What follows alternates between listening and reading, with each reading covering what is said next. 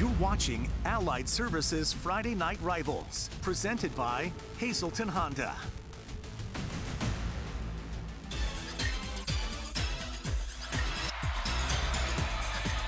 Welcome inside Lakeland Stadium. We're at Chapman Lake, Lackawanna County.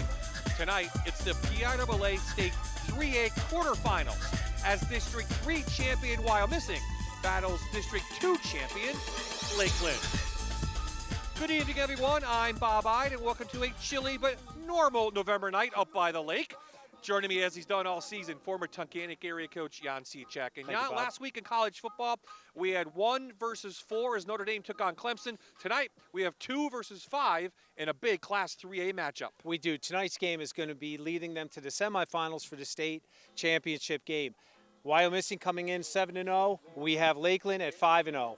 Let's talk about Wyomissing. The Spartans beat Middletown last week for their second straight District 3 champion.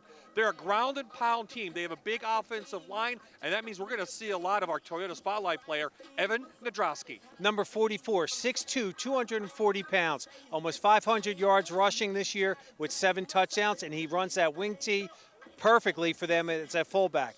But don't forget, on the defensive side, he's their middle linebacker, and he stops a lot of runners. He's the 2019 state javelin champion, so we'll see a lot of him as well. So for the Chiefs, they took care of Lake Lehman right on this field last week for their first District 2 title since 2006. We heard a lot about C.J. Dupree, of course, headed to the University of Maryland. We know Giovanni Spataro is the school's all-time leading rusher, but our Toyota Spotlight player, Mike Pigeon, fits in really well. Mike Pigeon did a tremendous job last week defensively, and he shut down the Lake Lehman's outside receiver core really well, and he's Nico Spataro's favorite target. He has 300 yards this year and 5 touchdowns.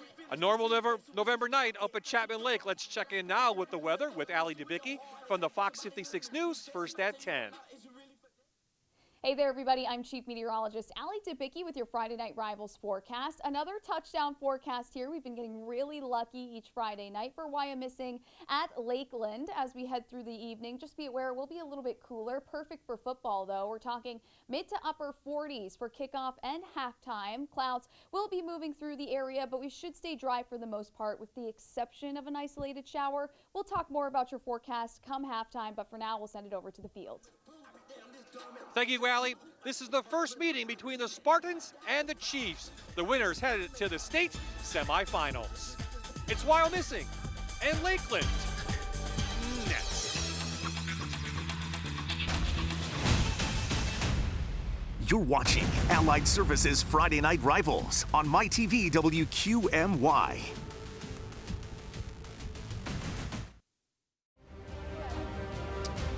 The Spartans take the field from Wyomissing, trying to move to 8-0, followed by the 5-0 Lakeland Chiefs out of District 2. Welcome back to Lakeland Stadium. We're in Scott Township, getting ready for the opening kickoff of the state quarterfinal 3A game. Wyomissing won the toss. They deferred to the second half, Jan, so we'll see the Chiefs on offense first. We have a nice kicker for Wyomissing, Aiden Cerulli, one of the best in the state. He has a strong arm. Back to receive, looks like Baird and Pigeon, about their 10-yard line to get this game underway. Excuse me, Nick Mancuso is back there, number 2. Well, the Chiefs are going to come out and find out how they can move the ball, if and how they can move the ball against this 5-2 defense that has only let up 4.5 points per game average, 32 points on the entire season. Lackawanna College kickoff, we're underway.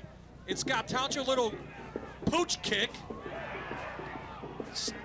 Look, who has the ball underneath the pile? It looks like it might be a team in white. It took it away, they do.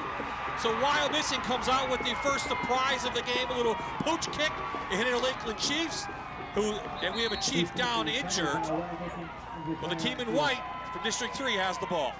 Well, in this type of game, this is what you want to do, is you want to try to catch that team off balance. And again, when you pooch the ball like that and it was only 15 yards, you know, that's an offensive lineman up there. Right now, I believe that's number 59. So you'll see this. It's a high kick, 58. He's in there. He touched it. And you can see right there, I think it was number 28 for Wyomissing that ended up getting that ball. Luke Smurl was the Lakeland Chief, who may be still down on the ground. He's getting up on his own accord. Yeah. That's good. That's the man who touched the ball and then was in the pile. Jason Gartner for Wyomissing was on the recovery. So that means we'll see number 9, the senior 6-foot quarterback, Zach Zekman. Very few yardage, very efficient passer when they need to pass out of the wing T.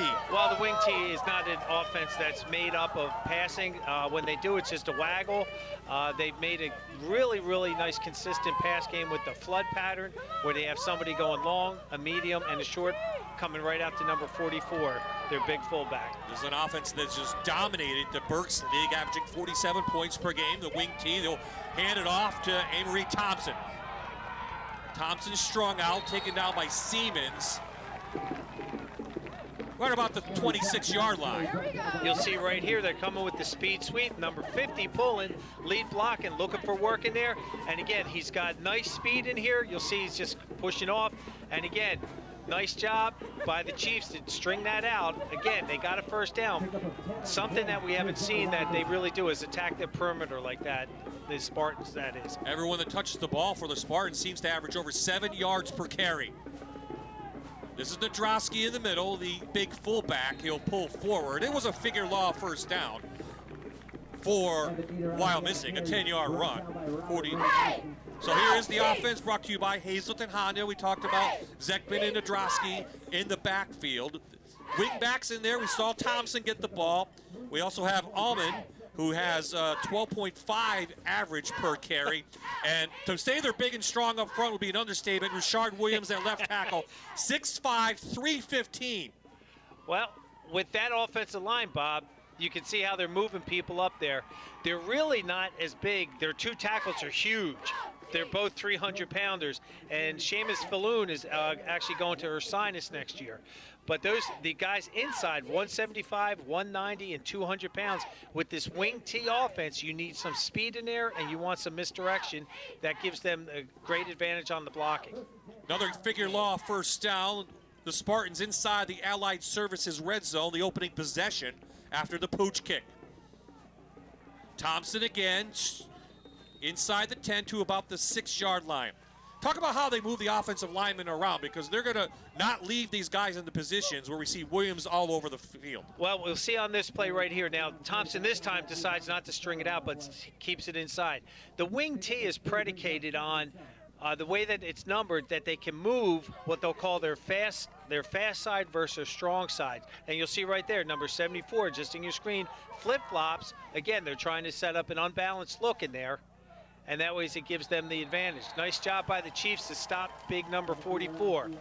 Nadrowski taken down. Let's see who gets up from the bottom of the pile. It might have been Cross Douglas or Ormsby, the 2 defensive tackles. So 3rd down on the way. Good job this time of penetration getting in there. And you can see at the bottom of the pile there. I was trying to get a number. I couldn't see that, Bob. So 3rd down now facing the Chiefs, trying to hold this high-powered offense down. Allman to the outside, to the corner. He's out of bounds, just short of the goal line. About 1 yard short. So 1st and goal for Wyomissing.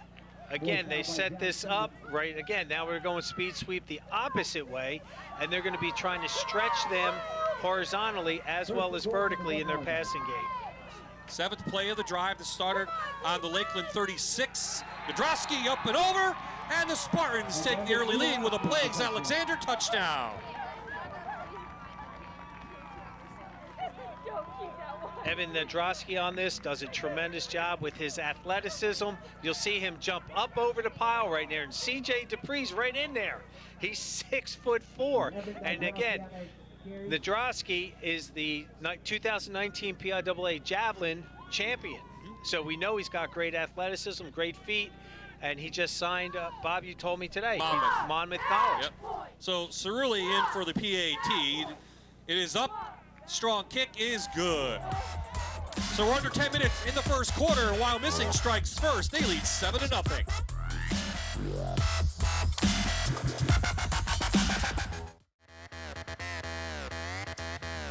All bundled up here at Lakeland Stadium. Chiefs fans used to this weather Add a little mask in, it actually keeps you a little warmer, right? Especially, at least we don't have the wind blowing tonight. No, that is you know what? If it's not snowing or windy at Chapman Lake, it's a good evening. It's a summer night. It is. It is summer. So another Lackawanna College kickoff coming your way from Wyomissing.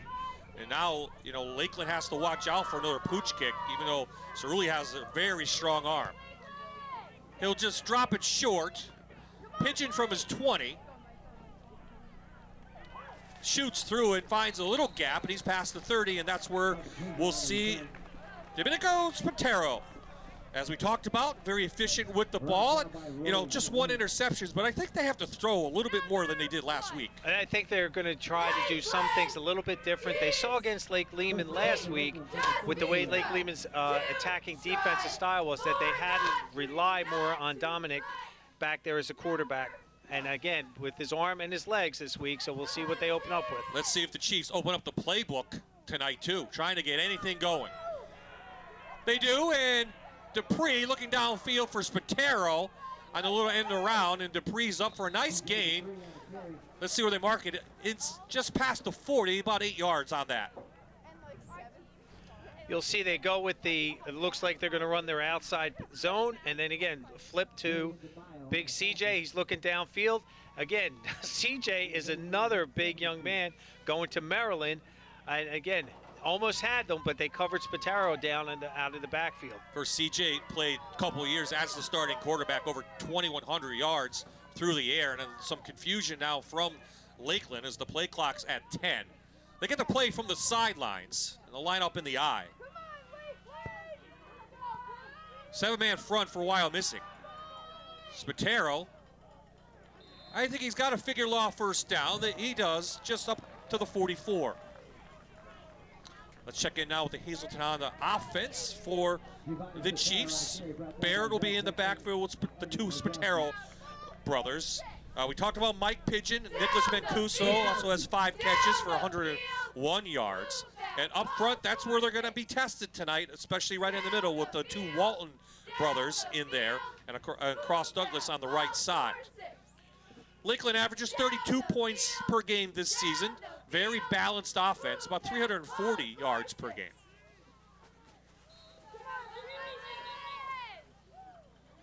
The officials from District 4 call a Keystone College timeout for the Chiefs. A little bit of mix-up, but we'll stay right here with 7:47 remaining.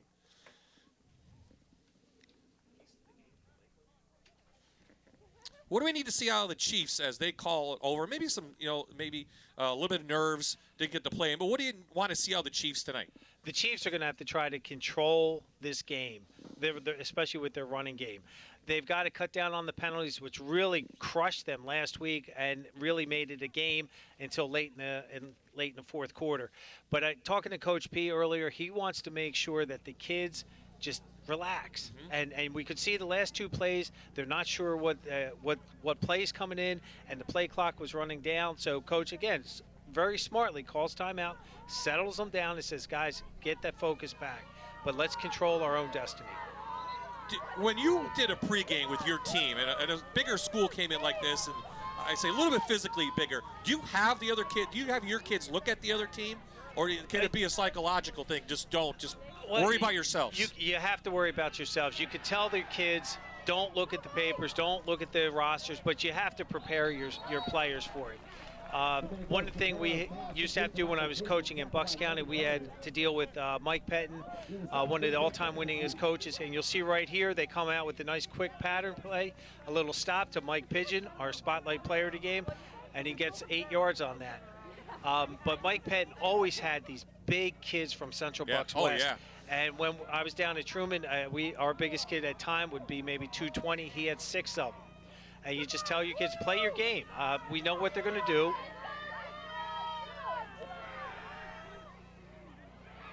So Nico Spataro taking out, slipped down. Will go as a sack for Jack Faitner.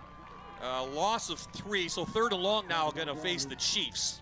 You'll see on this that Nico actually has time. He's looking downfield, 1-2 checks, nothing there. He's flushing out, and the Chiefs actually kept another tight end in there for that extra man blocking.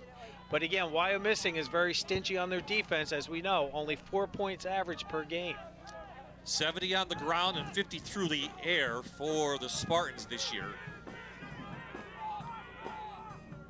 The passing situation, they're going to rush 4. Little quick out to Pigeon to midfield. He's going to be short of the first down. So Coach P now with a decision to make. I would think you punt it at this point. Well, it's early in the game. You'll see right here, it's a rollout pass. The Spataro brothers are out there. What I like from Wyomissing on that, they lined up in their 5-man front and gave a false sense of security that the slot man wasn't covered. They dropped their defensive end, and the right defensive end then really came crashing down hard to put that pressure on. Darren Bruner out there for the Spartans. So C.J. Dupree will do the punting. Put a nice leg into it, and a fair catch by the Spartans and Thompson. And the Wyomissing offense will be back on at the 15. And we have, we have a flag down, roughing the kicker. CJ gets up. He was down for a second. This should give them a first down. It will. It wasn't an accidental touch on that one. So a break for Lakeland on the roughing the kicker. And that pressure came from both ends came crushing in on him, and he just took him out as he was in midair. It was a nice punt by CJ. He was down. He has to come out for a play to make sure that he is okay. So the trainer has to check him out and give his thumbs up. Right up, number 60 right there. That's the definition of running into the kicker. Yeah. And boy, that would have been a huge loss with CJ. He got up quickly and came right off. Now the offense back on. They're inside Spartans territory at the 35 to start this one. 15-yard penalty on that, so the drive continues. Stero looking. Nico flushed. Good yardage, about 7, run out of bounds. Well, we saw that last week against Lake Lehman. When Nico starts using his feet, it opens up a lot of things. Lakeland was lucky that time they didn't get flagged for offsides on that. And then again, Nico, there was nothing there. Again, the secondary coverage of the Spartans is very, very tight. So again, Nico's going to be relying a lot on his legs this evening.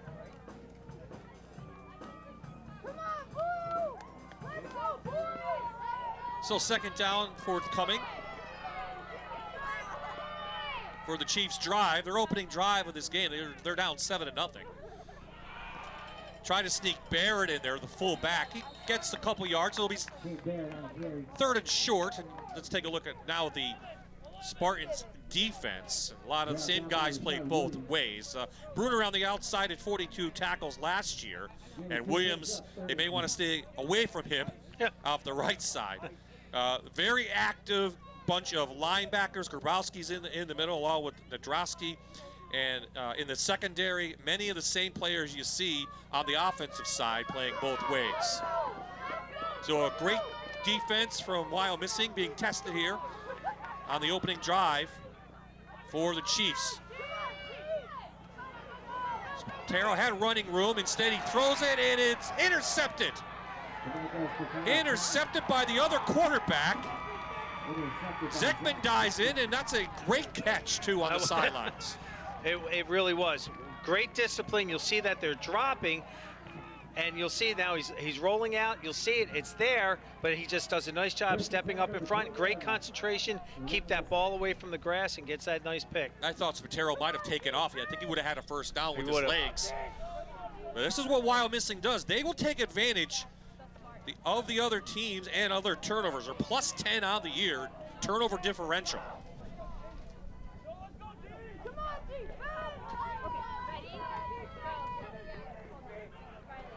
Little speed sweep on the outside the Almond, and he's up for a nice gain. It's about this 24. You'll see again, speed sweep, and you see number 50 pulling, lead blocking. And again, with this wing T, with the offensive lineman, they keep those big tackles, but they got their speed guys inside so they can pull and trap.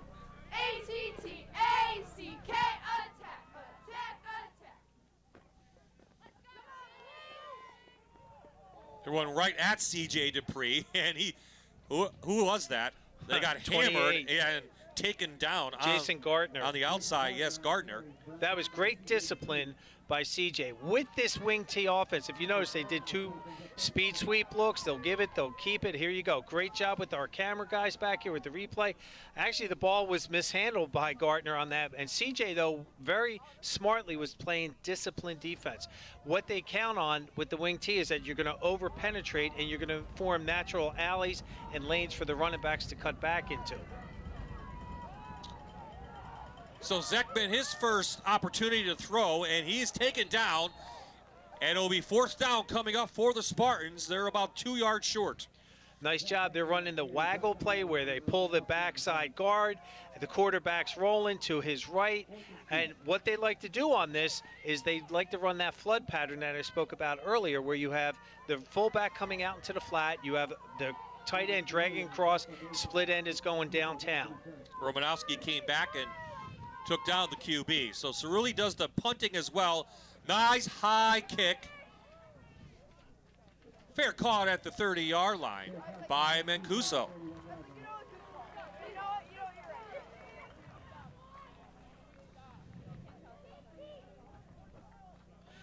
Wayne's Family Diner in German on South Washington Avenue. Serving breakfast, lunch, and dinner all day starting at 6 a.m.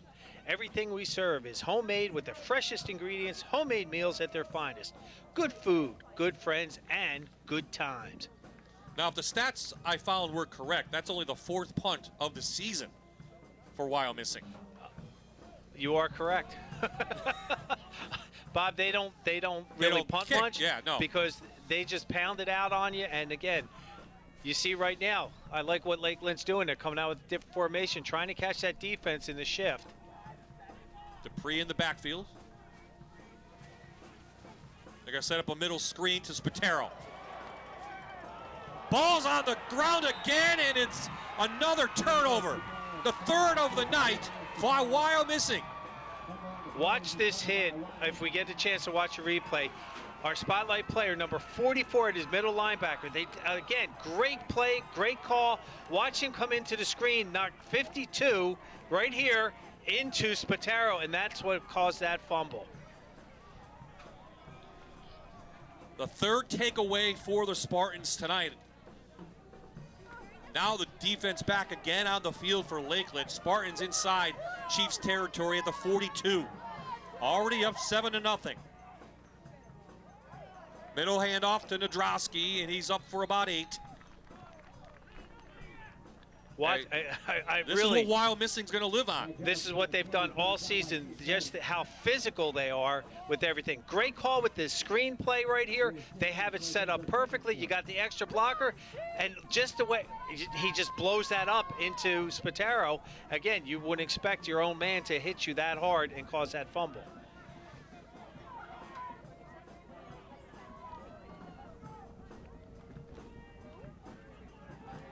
This is the inside handoff. Allman with a lot of room, and Allman with blockers, and he's in for a Blaze Alexander touchdown for the Spartans. 36 yards.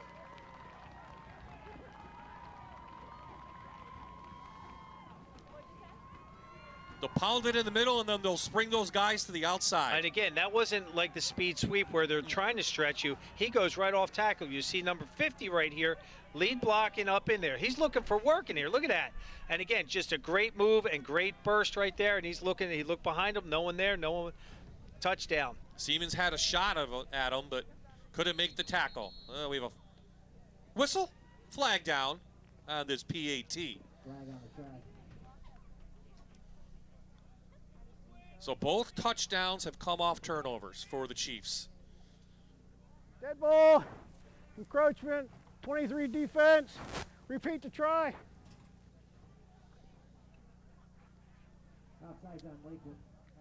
So our officials tonight out of District 4 in this state game, and I think Wyomissing's trying to decide if they want to go for 2 or kick it. There you see Charles Reeser is the referee tonight in the white hat.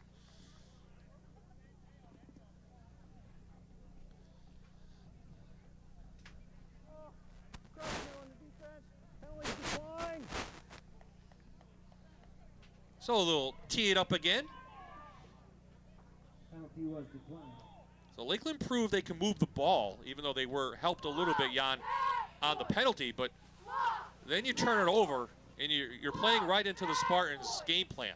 Well, Coach P, he kind of hinted that he was going to try doing some things a little bit different tonight. He's unconventional, pull some things out, and they're playing like it's their last game, because it is. Unfortunately, one of these teams, it's over tonight, and the way Lakeland's playing, I like the calls he has going. It's just that they've got to execute, and that's what I'm sure Coach, his entire staff is telling them, guys, look, we've been down this road before with Dunmore. We had 2 fumbles, we gave up points, and we came back. We just have to fight. And right there, you see a good shot of Coach Wolfram. He's been there, Bob, you said 34, there you go, 34 seasons. Yep. That's incredible. And he's number 11 in the state in terms of all-time wins. Yeah, and you found a connection with him. I did. We were talking, and he actually was my head football coach's roommate at Westchester. So that really opened up a real nice dialogue between us. And his son is actually, I have an Army jacket on right now, and his son is the prep Army coach, head coach up there. So we had a lot of nice things to talk about. He was a Westchester guy. You know, he runs the wing T. He doesn't call it the way Tubby Raymond does. That's one of the questions I had for him. He didn't like the way Delaware ran it. Nope. He liked Westchester's way. And that's, again, you come to like and learn what you were coached to do. And again, he had a great staff when he played, and 34 years at one high school, and to have that many wins is monumental to him, his staff, and the community in the district. So another Lackawanna College kickoff for Cerulli. This one he puts his leg into it, backs up Pigeon to the 4.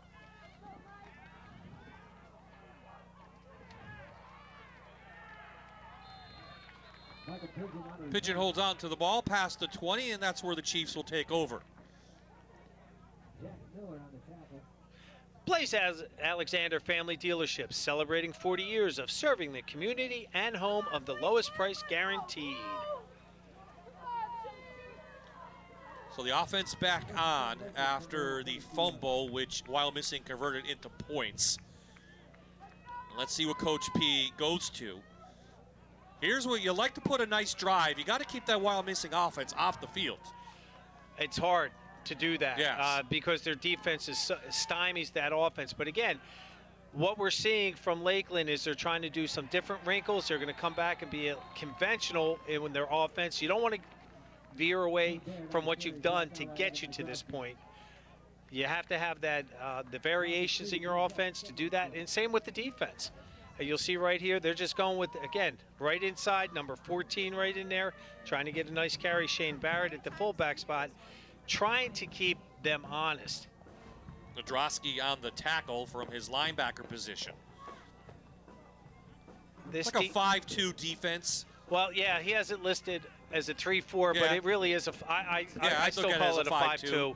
And again, you'll see the defensive ends will be walking away at times. Spatero trying to do anything. Flushed out and then nailed and taken down. Just back to the original line of scrimmage, so a 3rd and long facing Lakeland. Now, Nico Spatero has great speed. He doesn't like what he sees, and he starts to go. Watch how quickly these white jerseys are pursuing. You see 11 come in from behind. They just gang tackle, and they do a great job, and they've done that all season. So they're going to have to, right now, Lakeland's going to have to really just play disciplined football. And they are really taking the time clock down, the 40-second clock down, just into the single digits. So they're going to bring chips to the left. Spatero brothers in the backfield. And I think that Coach P called a timeout. They did. His second of the quarter. With just about 57 seconds left, it's another Keystone College timeout. And Lakeland maybe feeling some nerves. You know, it's their only first state game in a long time. Yeah, I'll give that to them. But they've been down this road. They know what their expectations are. When Coach P at the beginning of the season let alone knowing if we were going to have a season, sat down with the kids, and they realistically came up with their team goals, and they've met them, but they want to keep this going. And they hold their own destiny right now, as every team does at this point in the state playoff runs. You could just see how big C.J. Dupree is there, how he literally is just towers amongst the rest of his teammates. And then on the other side of the field, C.J. would be probably one of the top 10 guys at that size. They are kind of physically are a little bit mismatched right now.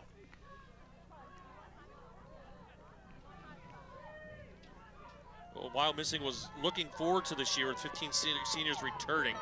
They ended up losing to Tamaqua last year in the state playoffs. And we knew Tamaqua had a very good team last year. They did, absolutely.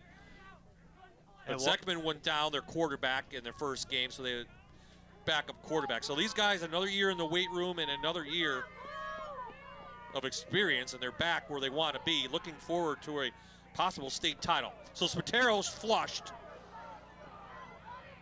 Makes a nice move. Ball comes out, but I think he was down. Just past the 30. Let's see where the mark is, if he's going to be close to a first down. He was down by contact. But again, big number 44. You saw Evan Nadrosky on this. He lined up right into that A gap, which is between the center and the guard. He showed that they're blitzing, and you'll see that he takes on the block, puts the pressure on, he gets knocked down, and here he comes. Look at him. He's coming, and he's the one that makes the contact in here and takes him down. Flag was down, though, on the play. It's going to go against the Chiefs.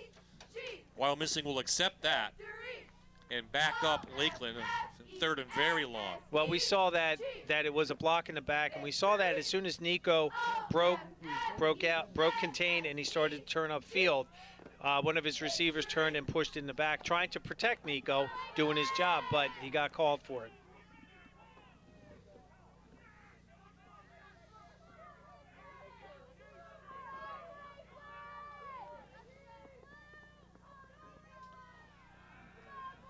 Just going to throw it up for CJ. He's double teamed out there. It goes over his head. No flags down, and it'll be fourth down now for the Chiefs on this drive. You'll see on this play, if we get the replay from the guys down in the truck, they do awesome. Look at this. You'll see number 55 from his defensive end. He's dropping back, hook the curl, and he bails then to give that double coverage look to cover C.J. Dupree. And then you see number 15, Jordan Amon, coming from his free safety position, trying to take away that big guy's threat. Thompson back to receive the kick from Dupree. They're trying to go after him. He gets it away, but it's a high, short kick. It hit out of bounds right inside Chiefs territory, and it ends up being almost like a 12-yard punt at best. It's at the 36-yard line. So now again, the Spartans will take over inside Chiefs territory with a short field. Well, that's what Wyomissing has done all year. So they don't have these great, like, 500-yard rushing games or total offense, I should say, because their defense really does a nice job stopping 3 and out, and then they get great field position, and they have the short field to work with. So Zeckman and company back out for the wing tee. This time to give it to Thompson. He finds running room, and he's up for a figure law first down to the 25. This is one of their bread and butter plays. When I was talking to Coach about this Sally play, this is what they call their wing counter, though. Number 10 does a great job. He takes his cut step back 45 degrees, then comes down the field. The way the blocking goes up front, they're going to try to base block on the front side where he was, and they let the other guys come up the field. So after one here in the quarterfinal game, Class 3A, the Spartans lead the Chiefs by 14.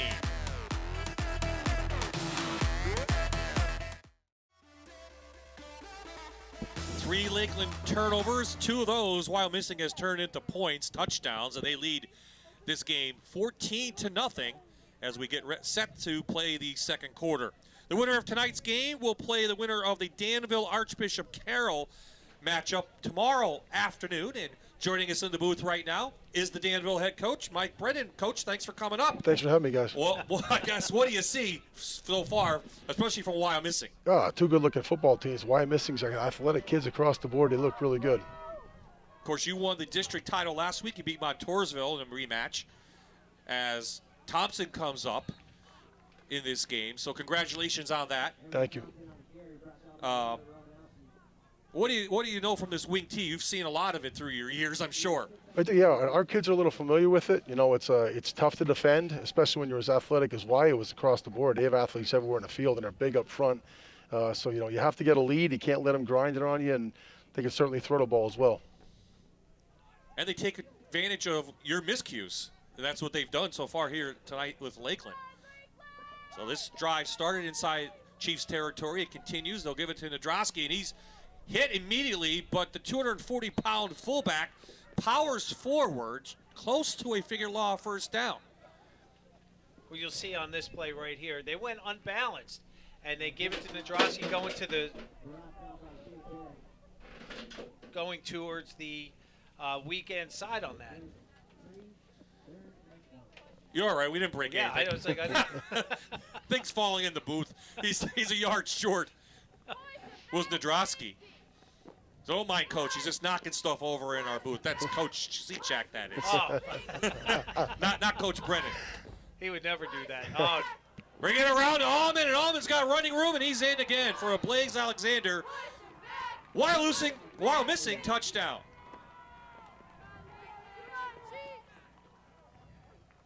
Coach Brennan, I mean, again, when you defensively, you would tell your kids to cross your outside back. There's a cross key on this. When you have these type of athletes, it's going to make it a really long night for them. I mean, you follow the guards and the fullback and that kind of thing, but when you're as athletic as Wyo, Allman's got tremendous burst. That second touchdown run, when he got in the clear around the 30-yard line, he's a really good player. Looking left and right and downfield or behind him, and he's like no one there. Cerulli in. Oh, high snap. Cerulli to the end zone, and it's taken and incomplete. No flags down, and it's 20-0, 10:41 remaining. And we'll continue our conversation now with Coach Brennan. Well, you have a game with Archbishop Carroll tomorrow. What do you expect out of them? What do you see from them? Athletic. You know, defensive line's very athletic. They have 8 sacks in 4 games on 2 guys. Good speed in the edge. Quarterback's their best athlete. Free safety, tremendous athlete. You know, played Newman Goretti, extremely tough. We all know that story, but they're a nice football team, and we'll have our hands full. You have a pretty good team yourself. Don't count yourself short. You have a good quarterback in KJ and a lot of talent on the outside with the Persings. Talk to me about the way your team really came on late in the season. Yeah, KJ's special. No question about it. He should go over 7,000 yards passing tomorrow in his career, and 2,000 the season. They said the Persings, Ian, the senior, Carson, the sophomore, very good football players. You know, Ian's physical, Carson's just dynamic, and Jagger Dresser's had an outstanding season. You know, 3 senior linemen, you know, Tyler Simus, Brady Hill, Gabe Erdely have done a great job in terms of leadership for us this year. It's been a pleasure to coach them. Really good bunch. And I want to remind people it's your first season at Danville.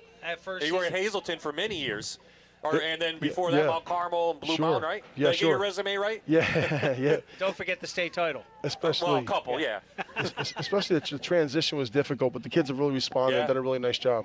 How'd you deal with the COVID, Coach? It's been tough, you know. So much uncertainty. There's uncertainty every day now. It's getting, you know, so it's one day at a time. He's preached to the kids, and you know, really they've had a lesson this year, one day at a time. So it's a Lackawanna College kickoff again for Cerulli. They opened the game with a pooch kick, which Lakeland fumbled. That led to the opening touchdown for Wyomissing. He'll put a leg into this one, and this will be Mancuso from his 7. And Mancuso's past the 20 to the 23. So you're down 20-0, and we'll take a look at the coaches first. Coach P on the right, Powarchik, and we already talked about Coach Wolfram already. You know, over 300 wins, 320. Coach Brennan. Is Coach P even 34 years old? I don't even know if he's 34 years old, to be honest with you. But you know, he's had an outstanding season at Lakeland. He's done it. You know, since he's taken over, he's really got this going in the right direction, or even I shouldn't say right direction, a better direction than what was here. Coach Wasilchik, incredible what he's done up here at Lakeland. Oh, yeah. And Coach B has just stepped in and maintained that. Chiefs go back to the eye. Giovanni up for a couple yards. So what do you know about Lakeland? And I mean, you haven't seen much of it tonight, but what do you know about the Chiefs and what they offer? They have some really good-looking kids. They like the weight room. I can tell you that right now. They're physical. You know, their style can wear on pretty much everyone they play. That's for sure. And you saw right there, C.J. Dupree was lead blocking for Giovanni Spataro, and now they're putting C.J. out. They're going with no backs. Well, Coach P said he's going to open up the playbook. They need to get the ball to Dupree, and they do. Dupree just powers his way for a figure law first down. He's tough to take down. He's past the 35. And we have a late flag. Did I see something go up in the air?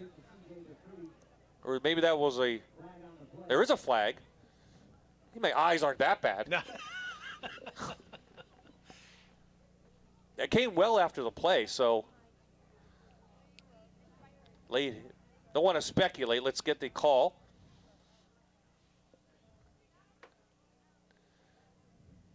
Coach Brennan may be familiar with these refs out of District 4. They had our game last week.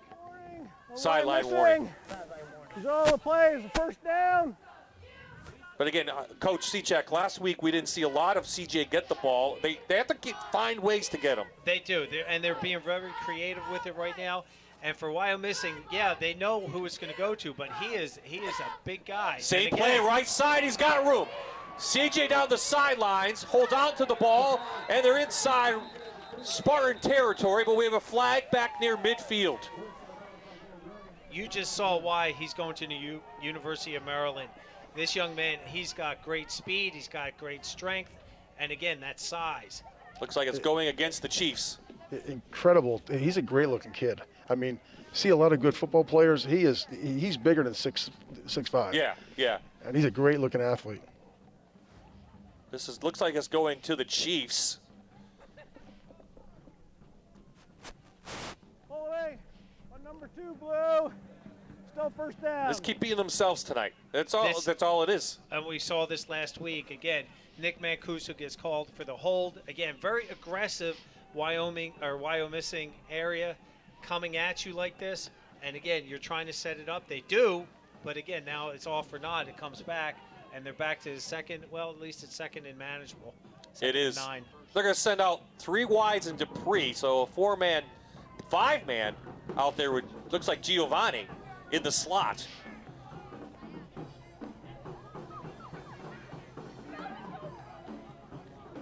So it remains first down.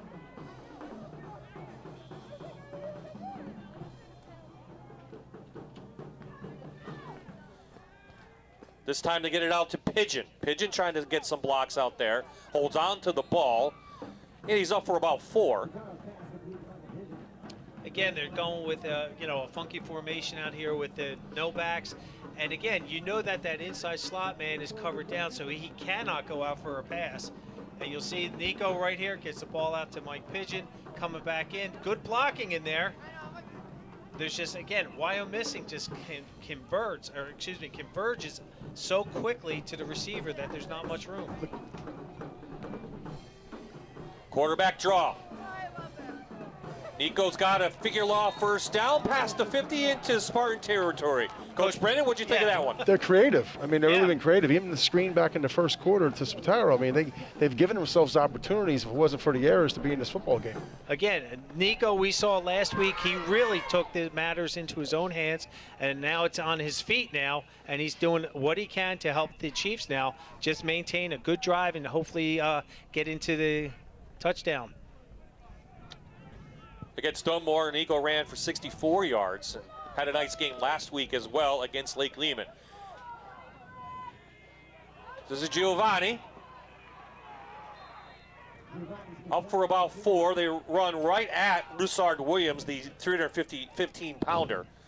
Is that something you would normally do, run at the big guy? You have to sometimes. You just got to say, look, we're here, we're coming at you. And you'll see Giovanni, this is what they do. They're all reach blocking. They're trying to get that outside zone.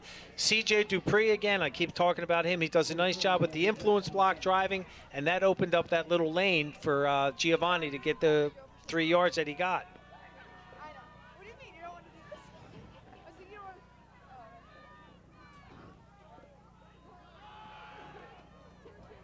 Inside to Bullock, and he loses the ball.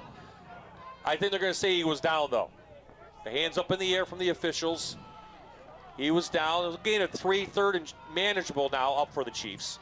One thing Wyomissing is really doing, they are manhandling the receivers and running backs. Every time they are just throwing them down. And you'll see this right here. He's in here. Watch this. Boom. Wow. I think that was a fumble. But yeah, there's no replay in high school. Yeah, that ball came out before his knee was down, definitely. And break there for Lakeland. Out to Dupree. He just slips down, loses yardage. And 4th down now up for the Chiefs. Unlucky break there for Dupree. Coach B talking with this official on the side here about something. Usually, Coach Brennan, that always drove me crazy that they were worried. The officials always worry about what's going on behind them on the sideline. They have a tough job, especially in the state playoffs. They're being evaluated, so if they want to officiate next week, they have to do things by the book. I understand that. See Dupree coming now to the wide side. One-on-one coverage with a safety over the top. They give it. They try to get him on the slant, but it's picked off. Intercepted. But number 11. Bruner's still on his feet. No flags down. And it's a pick 6 and a Blaze Alexander touchdown for the Spartans.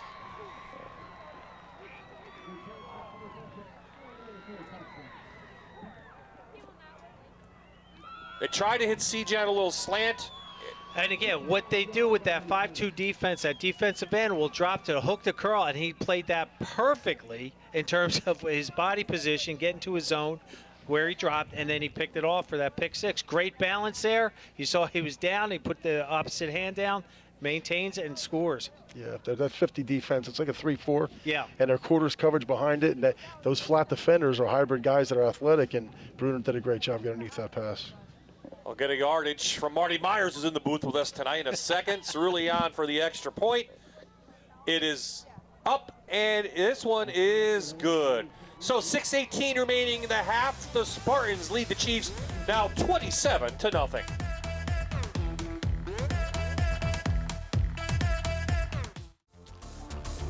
So another Lakeland turnover leads to another Spartans touchdown, and they now extend their lead 27-0. Bob I, Jan Cechek, Mike Brennan in the booth with us from Danville scouting. Right now, it looks like whoever wins tomorrow between your two teams might be taking on the Spartan team. It looks pretty good right now. Great looking bunch. You know what Coach Wolfram can do throughout the last 3 decades, and know him well, and this is a good looking football team. So a Lackawanna College kickoff now for Cerulli.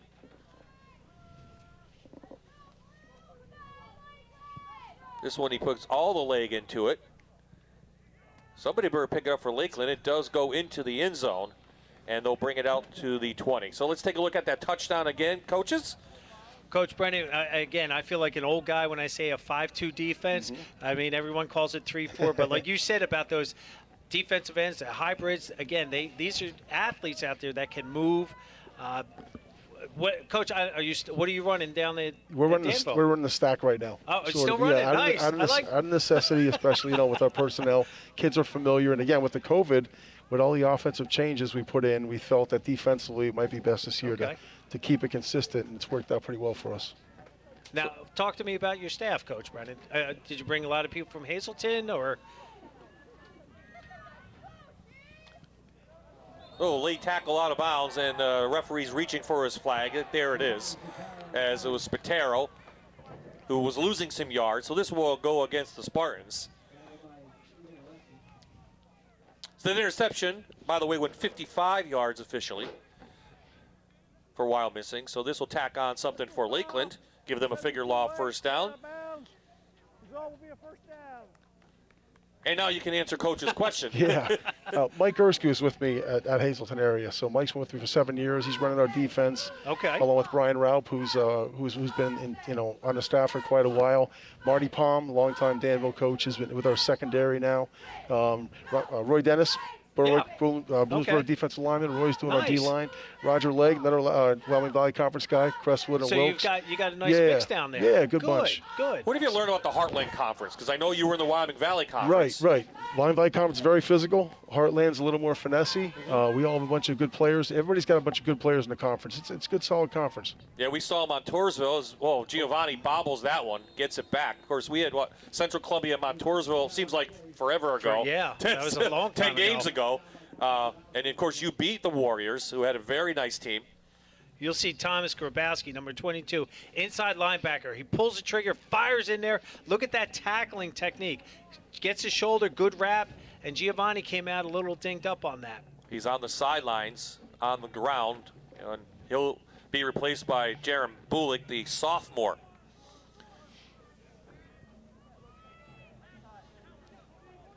Coach Brennan, how many kids do you have on your team this year? 36. Okay. Yeah, it's pretty small numbers. Nico back, finds room to run. He's got an open middle field. Takes off, dives forward, and he gets a figure law first down. A flag comes in really late after the first down. I think maybe a couple guys might have been going at it, the wide receivers. Now, the fans are on this side think it's going against the Chiefs, and they're pointing toward it. But as I said, I think it was after the play. In the back on number 18, blue. Oh. Still be second down. So C.J. Dupree called with the block in the back, and it will go back to second down. Again, when the quarterback decides to run the ball, again, heads up play. Again, defender turned. C.J. did end up giving that extra push, which is probably what they threw the flag on. But as I was saying, when the quarterback breaks contain on that, the receivers then have to turn into blockers. And when the defender turns and does that, you get them from behind. That happens too often. From an emotional standpoint, Lakeland like to get something going before the half. And again, they keep doing things to shoot themselves in the foot. Giovanni's back in.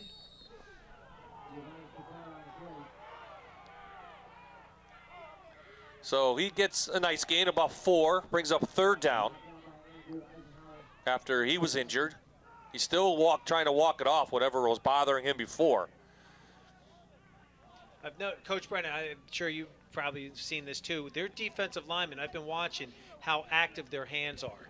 Absolutely. I mean, they're maintaining their pad level, but they're moving their feet and their hands, trying to get their hips around the offensive linemen of the Chiefs right now. Wyo's extremely well coached, and they have a great system in place down there, and a lot of tradition and pride in that program, and the kids buy into it. And clearly, these guys, have learned from the veteran players coming through the program, because they do things really, really well. A flag comes down, illegal substitution going to be called against Lakeland, so another penalty.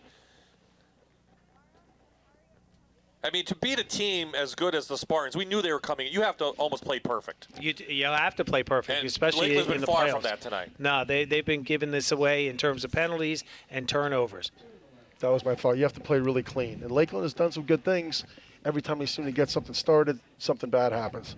But you have to play a really clean game against this team, no question. And they've been creative with the offensive plays tonight, which is kind of really neat to see. So now third down, under 4 to play here in the first half. Nico, no one to throw down to. And he's going to be taken down. Nope, he's going to be ridden out of bounds. Past the 30. Actually, will lose some yardage on that. So fourth down now for Lakeland. Grabowski from his linebacker position in here just does a nice job reading this. Again, they came with that A-gap blitz, both linebackers. And again, relentless pursuit and nowhere to go. But again, credit the secondary of the Spartans back there for not allowing Nico to get anything downfield. The other thing is, too, they're making CJ punt the ball quickly. He's not able to get that the steps he normally does. Well, again, that first one with the roughing the punter, they put pressure. That puts a little doubt in your mind, and you're going to try to rush things. Wow. Another penalty. Another penalty. So the plenty of time, timeouts, and field position now for Wyomissing to get more points on the board before the half. CJ has time. Better kick. High, long kick.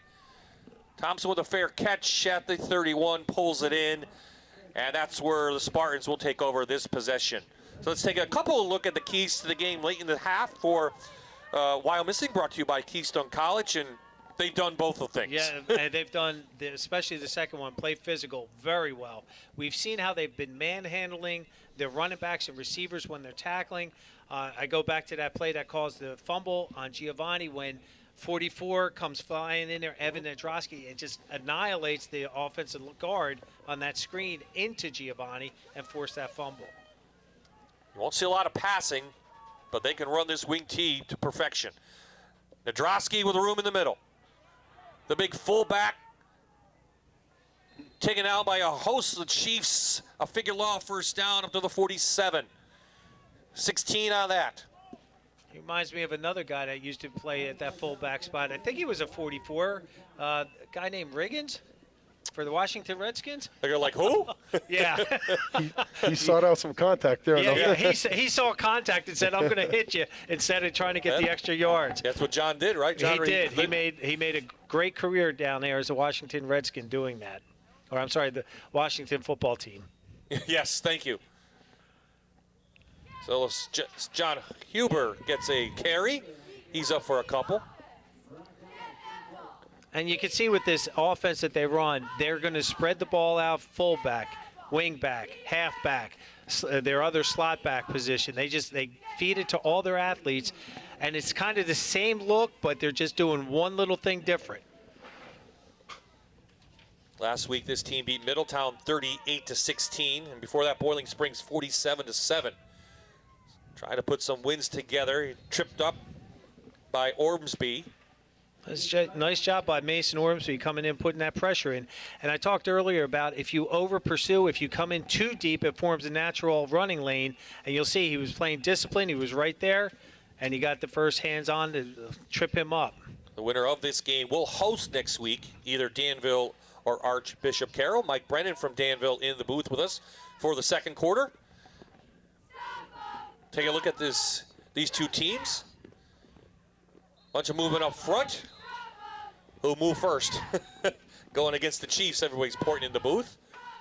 I wasn't going to speculate. I like how you guys make the call. That's all right. You guys make the call. You can set us up. Then I can just blame it on you.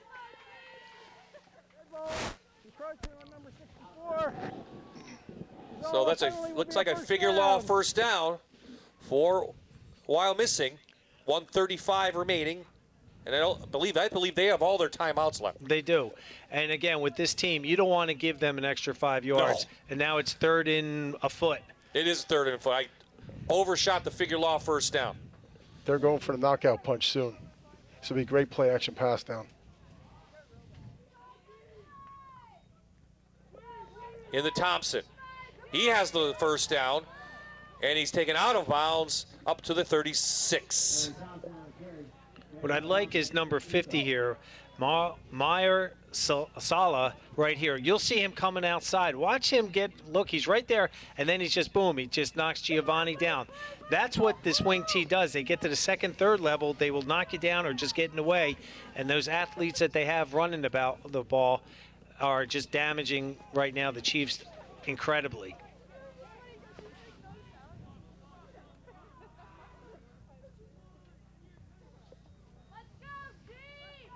Allman on the inside give. He is up past the sticks for another figure law first down. Well, Coach, we were talking earlier, like when you have a wing T offense, you want to try to read the guard, key the guard. He's taking, again, number 50 is taking you to the play. But when they're that physical and they're that fast, they're just catching the defense on their heels. Yeah, and there's so many counters off of the wing T too, with the misdirects and the play actions and the waggles. So you have to be careful. You really have to defend a lot of things and be extremely disciplined. Emery Thompson, the 6-foot junior, down injured. He's back up. Of course, Wing T, we think Southern Columbia. You were supposed to play them, but because of the whole situation with COVID, that was canceled, and you guys in District 4 went to the playoffs instead, so you weren't able to meet them this year. So you're kind of familiar with it a little bit. Sure. Yeah, I've seen it a lot throughout the years. I'd like to forget most of it, though, personally. I've had to try to defend some great teams back in the day, and when you get teams like a Wyomissing that they know it from pound football all the way up, it just breeds success. You have a feeling that no matter what offense YO runs or defense YO runs are going to be good. That's it. So we'll give you, how about a quick scoreboard check? 4A quarterfinals. Jersey Shore leads Crestwood at the half, 12-7. And last I checked, Steel High was leading Old Forge in the Class A quarterfinal as well.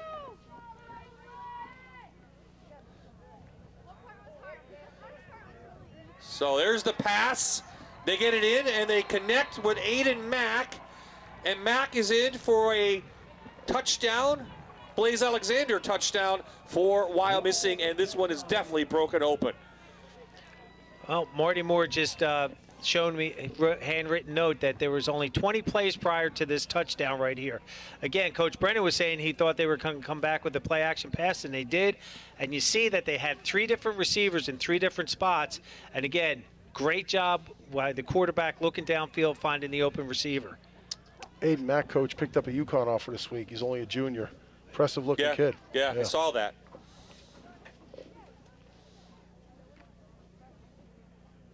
So Wyomissing having their way here at Chapman Lake against the District 2 champs. They'll go for 2. You see Big Rashard Williams flip sides. They go against that side. They give it to Allman, and Allman comes up short, taken down by Cross Douglas. A flag comes in late.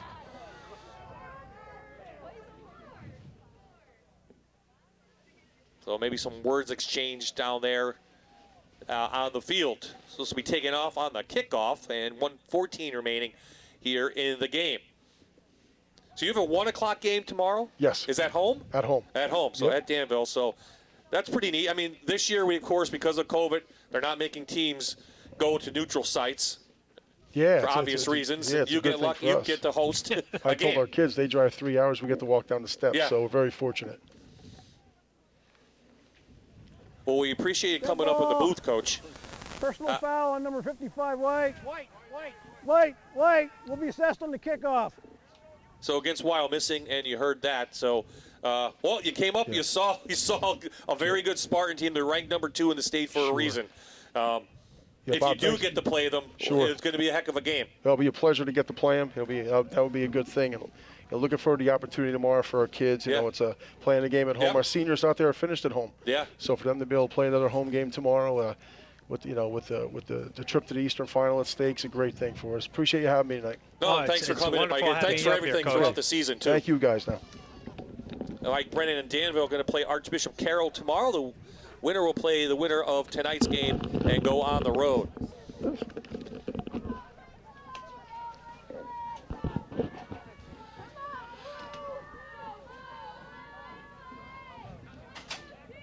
Did they get a penalty? They did. Number 50 on Wyomissing. So they should, I was going to say, they have to kick back at the 25. I was wondering why they're setting up at the 40. Well, they were just hoping maybe the officials would have forgotten about it. Short-term memory.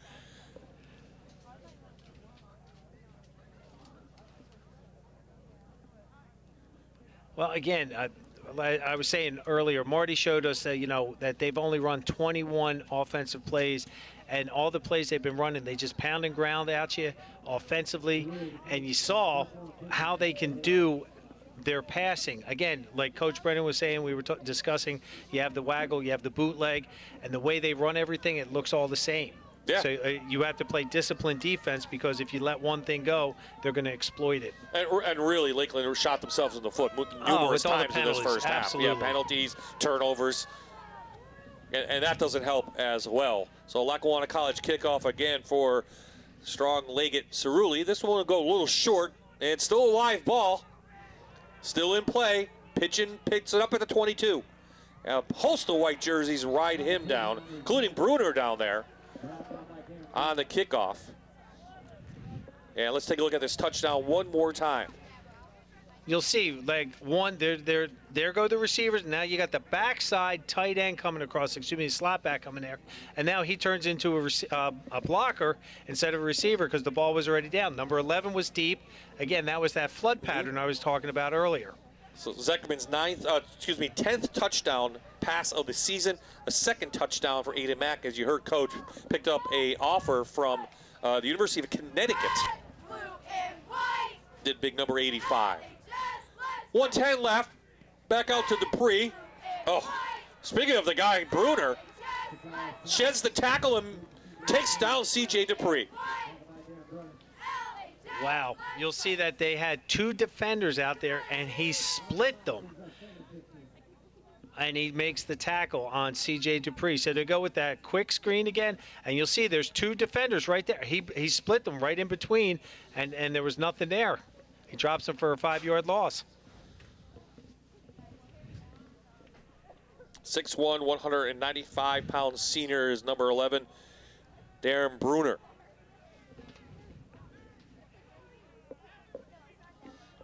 Lakeland going to try to spread them out, time coming down. They fake it to Dupree.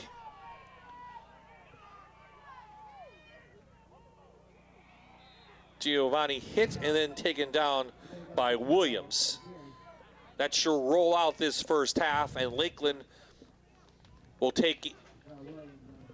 go into the locker room down 33-0. And Wyomissing on their way possibly to the state semifinals. Spartans will get the ball to begin the third quarter. Coming up at the Toyota halftime report, we'll hear from the Fox 56 News first at 10. Hannah O'Reilly joins us with a guest from Allied Services, and Coach Yad and I will be back in the booth here at Lakeland Stadium.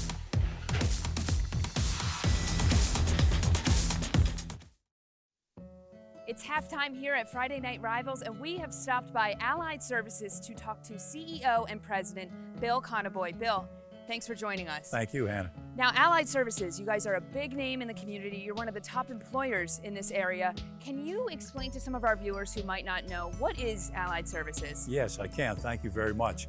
Allied Services is a regional post-acute healthcare system. We do business in about 25 counties here in Northeast and Central Pennsylvania. We have 2 inpatient rehab hospitals. We have several skilled nursing facilities, personal care homes. We do home health, we do in-home, we do hospice, we do mental health, behavioral health. We have a vocational training center, etc. We do everything that's in the post-acute care arena of healthcare. Now, some of your employees have worked here 30, 40, almost 50 years. What would you say makes Allied Services a great place to work? Yes, we have, as you said earlier, we are one of the largest employers here in the region. We have just about 4,000 employees. And I'm here myself almost 30 years, and I'm still considered a new guy. So I'd like to think that it's the atmosphere, the collegiality that we have here at Allied Services. People genuinely care about each other. They've watched each other's children grow up. They've experienced good times and bad times, but they stick together, they care for each other, and most importantly, they respect each other and those we care for. Now, elephant in the room, coronavirus. It's thrown a wrench into everybody's day-to-day life, a lot of jobs. What is Allied Services doing to kind of get over those hurdles of the pandemic? Yes, we've been in the thick of it, again, particularly in post-acute care. People come to us from acute care hospitals. And of course, this has been part of the problem with the spread of COVID-19. So we've been in the thick of it. We've had many, many cases. And we've been at the front line with PPE, personal protective equipment for our employees, screening, etc., separating people. And we've done a lot. We're very proud of the work that we've done. We've brought many people from the beginning through successfully coming out of COVID-19. So we're in the thick of it. The storm is kind of quiet right now. We're hoping there's not a resurgence in our area, but we're very proud of the work we've done. So whether it is injury or an illness, Allied Services is always helping people get back on their feet, and we want to thank you guys for what you've done in the community. Thank you. We're honored to do the work we do in our community. Thank you, and thanks for being here. Thank you.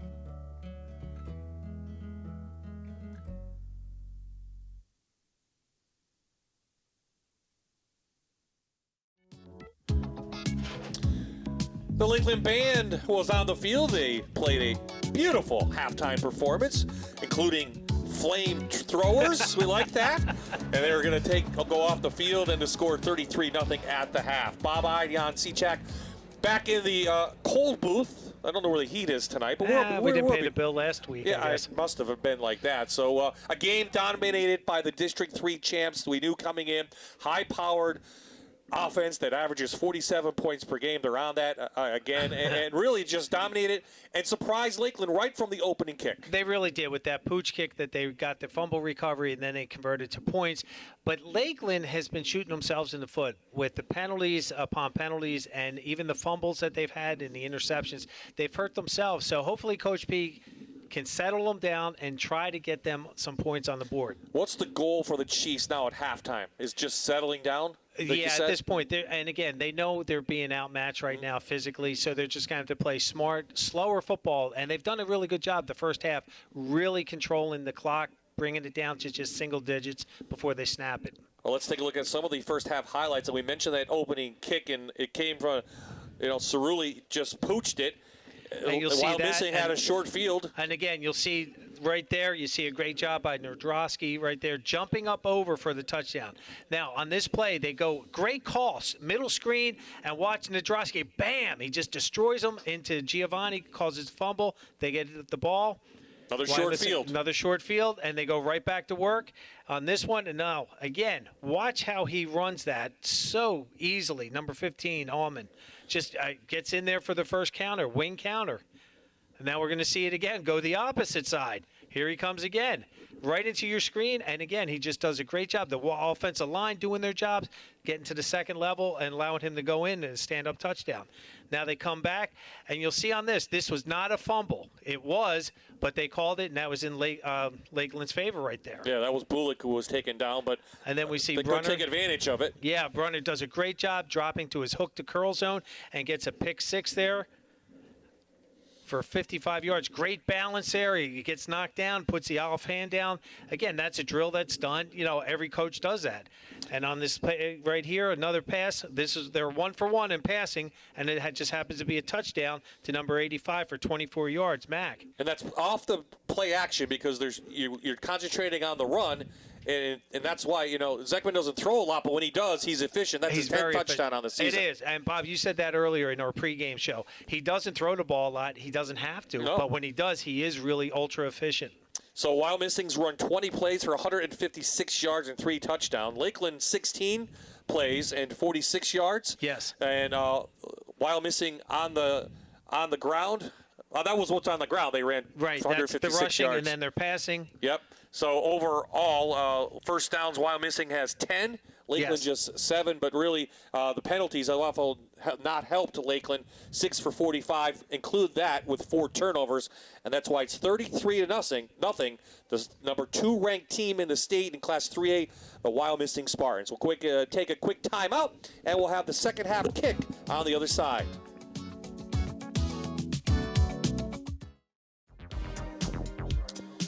Both teams on the field getting stretched out before we have the second half kick. Check in on a couple scores from District 2. 4A Jersey Shore out of District 4 beating Crestwood 19-7. The Bulldogs of Jersey Shore are the top-ranked 4A team in the state. And Old Forge is losing at the half 27-21 to Steel High out of District 3. So those couple scores, and we have some games, of course, tomorrow in the area in District 4, including Danville and Archbishop Carroll. We talked to Coach Brennan.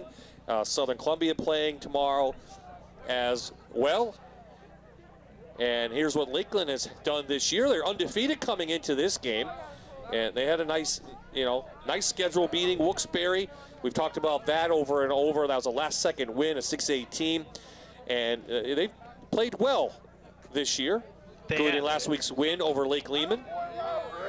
They really took care of business last week with Lake Lehman. I thought for sure Lake Lehman was just going to come in here and just rock them, and they didn't. Lakeland just kept with their game plan, and it worked for them. This week they tried some wrinkles which have worked, but again, they get the penalties or the turnovers, so they're really hurting themselves. They're the Spartans District 3 champs for the second straight season. They pretty much dominated their opponents this year, including tonight's game so far against the Chiefs. If they win, they will host next week either one of those two teams. Here's what the Spartans have done this season in the Berks League. And as you see, some huge wins. Except, you know, they really didn't have a tough time with Middletown last week at all. No, they just made short work of it. They converted again, like we're seeing here today. They just capitalized on the mistakes and they just ground it out against them. The furthest they had to go was down Plymouth Whitemarsh, which is down by the Philadelphia area. And they took care of business there. But again, Hamburg, Fleet, you guys can see that on the screen. And I was watching the Schuylkill Valley game. Schuylkill Valley did some tricks to them, but obviously they paid dearly, 49-0 for that. Well, that's the one thing about state play, no matter the year. You look at the leagues they play in, their opponents, you say, well, they dominated. Was that league tough enough? You know, Lakeland's had some tough games, and District 2 is always tough. You don't know going in. Especially with this season, how wacky it's been with the COVID stuff and games canceled, and then the teams are scrambling at the last minute just to try to get the kids some more playing time. And Wyomissing knew they had a special team this year, and we're going to see how special they can be. They're taking care of business right now, and that's what they got to worry about, not the future at this point. But, Bob, we noticed how big they were, how strong they were, just as they were walking on the field. And again, Coach has done a tremendous job with that program for 34 years.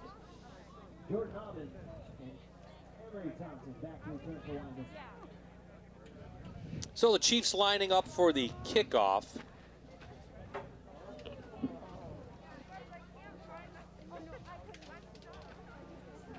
Timmy McGrain keying it up. We're getting things set on the clock. He'll put it on the tee for the Lackawanna College kickoff. And the way things are going this year, Wyomissing doesn't receive a lot of kickoffs all year long. They haven't given up many touchdowns. No, so this could be maybe their Achilles heel, maybe. I doubt it. I doubt it. For as well coached as they are in all aspects of this game, I mean, they're just really a fun team to watch play. Try to drag it down, still live, and ridden out of bounds, taken by Allman at the 20-yard line. Wayne's Family Diner in German on South Washington Avenue, serving breakfast, lunch, and dinner all day starting at 6 a.m. Everything we serve is homemade with the freshest ingredients, homemade meals at their finest. Good food, good friends, and good times. I'll be there tomorrow at 7 a.m. You're buying. Of course I am. I've got that big budget salary that I get. You do. I think it's about time. And there he goes. Evan Nadrosky, right up the middle, figure law, first down. Brought down by Michael Pigeon. Yep, 22-yard gain. Our two spotlight players of the game meeting again. And they just go with that fullback trap right up in the middle. Look at that hole open up. And again, Evan's just showing how much athleticism he has. And again, Mike Pigeon just does a nice job knocking his legs out, taking him down, saving that touchdown. You saw 12, John Siemens, maybe a little bit out of place, getting faked on that. And that's what you're talking about, discipline. You got to stay in your position. It's just so hard because you're going to be cross-keying, you're going to be reading, and you have to respect what your key is for that game. There's that inside handoff we see a lot. The ball's down. Loss of a couple yards on the play. Good defense by the Chiefs on that one. That was Licata Dupree. You'll see they actually go with the double reverse here. Again, so we talk about the misdirection. Now they're coming up with a little bit of their wrinkles now. They're going to go do that double reverse in there. And again, great job by the Lakeland defense to stop them for a 2-yard loss. Jason Gartner, the senior, came in with 18 carries on the season, averages 11.5 per carry. So Zekman back, second pass of the night. It goes incomplete, now 1 for 2. He tried to hit Thompson out there. 3rd and long now facing the Spartans. You'll see on this. Watch this play action in here. They fake fullback. He steps out, And again, he's open on that outside. He's trying to do a quick out right there. Ball was just a little bit behind him, and then he dropped it. One of the few mistakes they've made this evening. Well, Zekman, the quarterback out last year, got hurt in the first game of the season a year ago with Wyomissing. That was a tough loss for them. They did make the playoffs and won the district title. Out to Thompson. Thompson sheds a tackle, tiptoe down the sidelines. They're going to mark him out of bounds for a figure law first down at the 37. Boy, Emery Thompson on this does a nice job making up for that last play, for dropping that ball. Watch how smooth his hands are. He takes it, tucks it away, and just how he gets down that sideline. Great balance, gets that figure law first down. Passament dove for him, tried to get him. But Thompson able to get down that sidelines. Keeps the drive alive for Wyomissing. Opening drive of the third.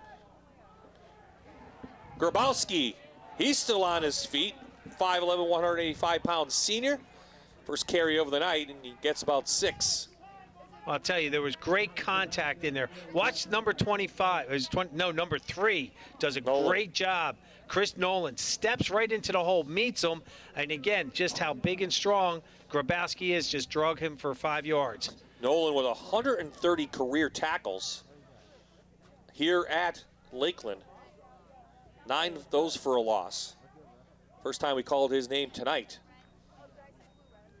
Out to Allman. Scored on the play like this in the first half. He's taken down though, but it is a figure law first down at 22. Well, he has 2 touchdowns running the wing counter, so that's been working, so let's keep going with it. Here he comes again, coming in motion. Again, number 50, I keep talking about him in there.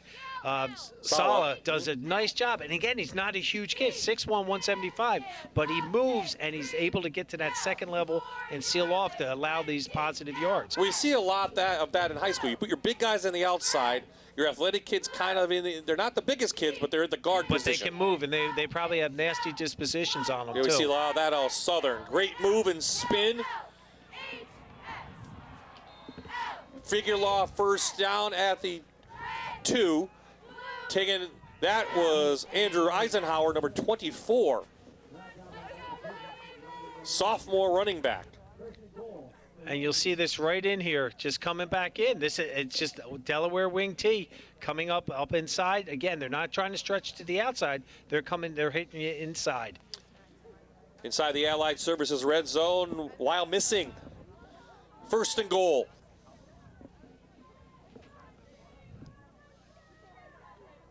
Here comes the blitz, trying to pass it, looking for his tight end.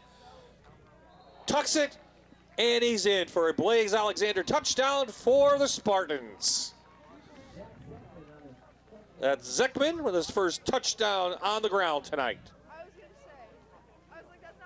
They go with the bootleg. Watch, he opens up to his right there, and he just keeps rolling. Now look, he's got the tight end, 85, was all the way at the back of the end zone, but he's like, oh, you know what? I've worked hard today. I'm going to get me something. He's going to be feeding off of this tonight. Maybe he's going to Wayne's afterwards. I don't know, maybe. These guys are going to be awful hungry. I'll tell you what, they really do see. Well, I think they're hungry for a state championship. They really, and that's where I was going with that, Bob. These guys really have worked hard, and Coach is just so laid back over there. He was just like, these kids have worked hard. The weight room, you can see it. He was telling us about the weight room that was purchased, the weight room that was donated, and how all the athletes first period are in the weight room. That's like part throughout of the school, not just football. No, not just football. The entire girls volleyball, girls soccer, boys. I mean, they've bought into the culture and the understanding that it's important for these kids to get strong and be participants in all sports. Flag comes in from our officials out of District 4.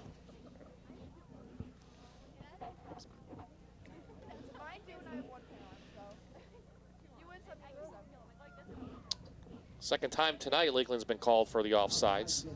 That ball, encroachment on number 14. Penalties declined. So Cerulli will kick this one in.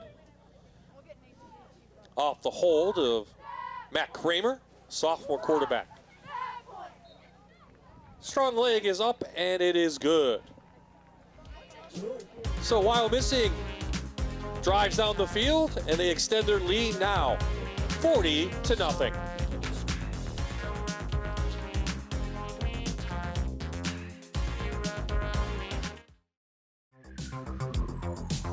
Back up in Scott Township, Chapman Lake, on a chilly but not a bad night for the area this time of year in Lackawanna County.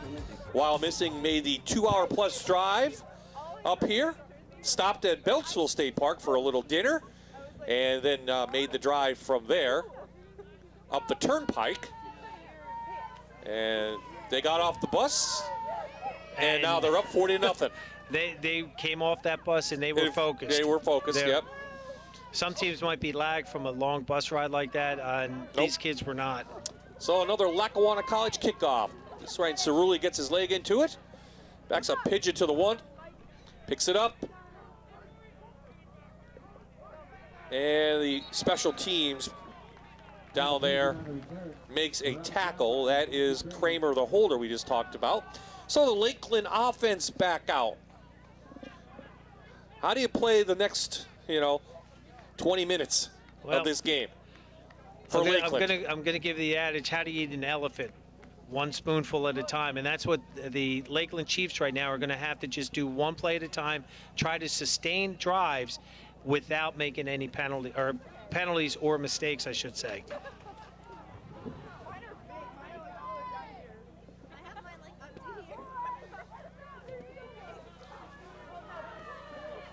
So Domenico Spataro back. They're going to go out for C.J. Dupree, and it's intercepted.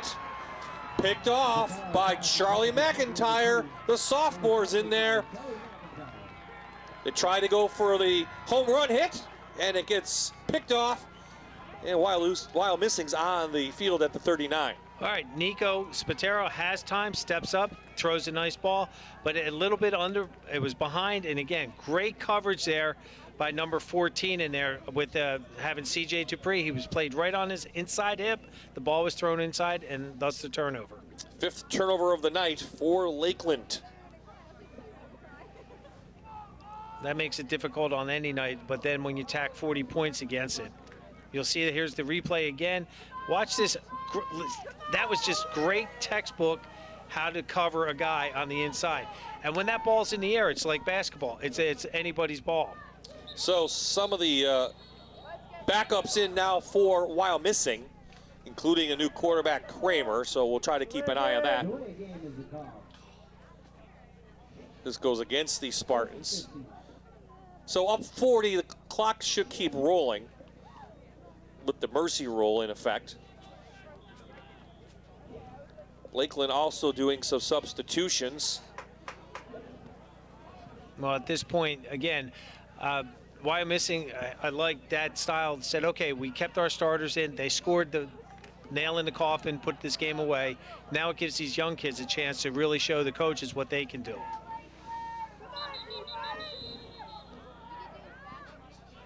Again, something like 15 seniors for the Spartans, and this will have legal motion. But still, they're going to be stacked next year as well. 51 on the squad. They have size up there. They'll be pretty decent even next year. And again, another year in the weight room with these young kids. They're going to get even stronger. They're going to get faster. Right now, these kids, they just want to get out there and play. And they've had this experience all year, so that's going to pay dividends next year for them. Tighten up, defense! Tighten up! Tighten Inside to up, Eisenhower, he defense! spins forward back to the original line of scrimmage. Defense! Tighten up! They come with that double reverse again. You'll see it's like the wing counter. Here comes 28, hand off, and he hands off to 24, who's going a little bit deeper. And by him getting that depth, it allows him to pick and choose which hole and which gap he wants to go through. Couple District 2 scores while we have a second. 04 just taking the lead over Steel High, 29-27 in the third. And Jersey Shore continues to lead Crestwood 19-7, also in the third quarter.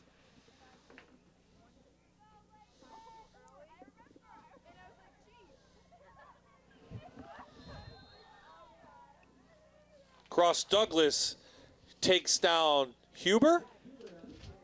So third and long now on the way for Wyomissing.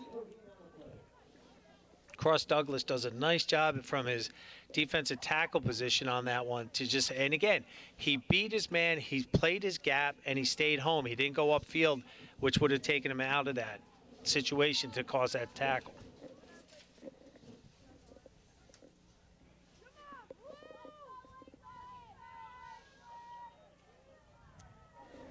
On the edge is Gardner, and he's ridden out of bounds. No flag off the hit, and he's forward for a figure law first down. Gain of about 15. That was a nice burst by 28 on that. He showed his speed to the outside.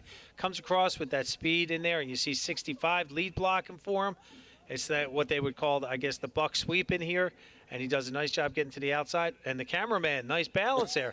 More importantly, he saved his camera. Saved the camera.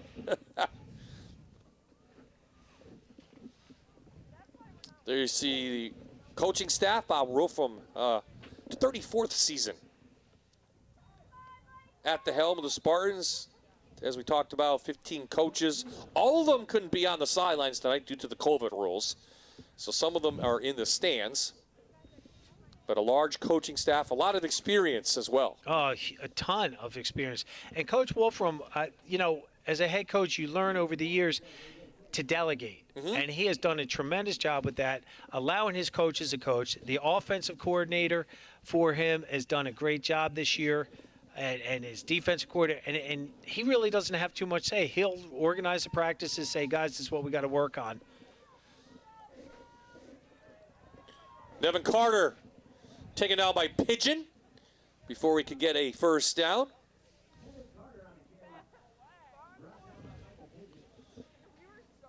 Getting that white jersey dirty.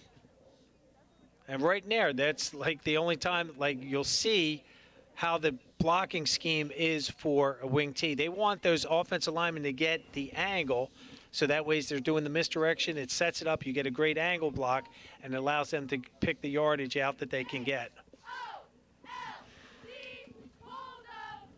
Number 73, Jevin Williams.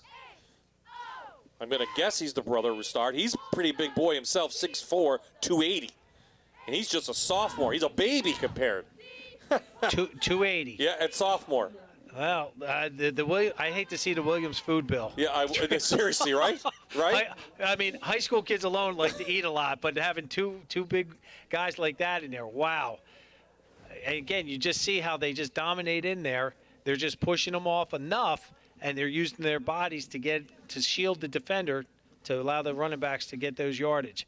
Colin Klaus Walton with the tackle on Huber as Wyomissing goes down the field inside the Allied Services red zone now.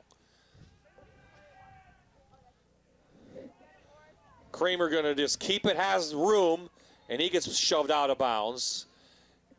Close to another first down at the 6. Chris Nolan coming off, he obviously has a cramp in his left leg. He hopped off. Again, they run the waggle play, which is a staple in the Delaware wing T. And again, he just does a nice job. Didn't see it, tucked it, and he got some yardage himself. John Gubble, our cameraman down there, did a nice job on the field this season. He's done a great job. He's got some like great shots that an ESPN would be jealous of. Former football player himself at Wallenpaupack and East Stroudsburg. So he said he thought these guys were big.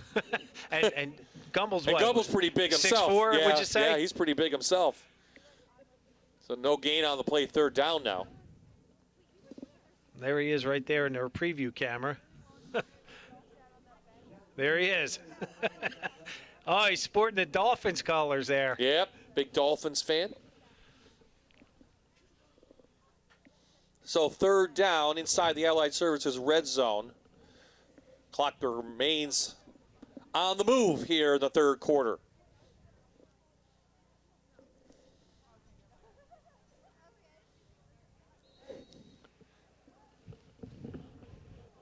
Elijah Smith, a junior.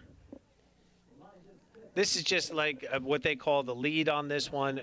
The fullback is leading up through, or an ISO if they were running it out of the eye. Again, they're just going to down block, and then that fullback is looking for the linebacker to blow him up and allows the halfback on that one to gain the yardage that he needs. So we got 4th and 1. 4th and 1, yep.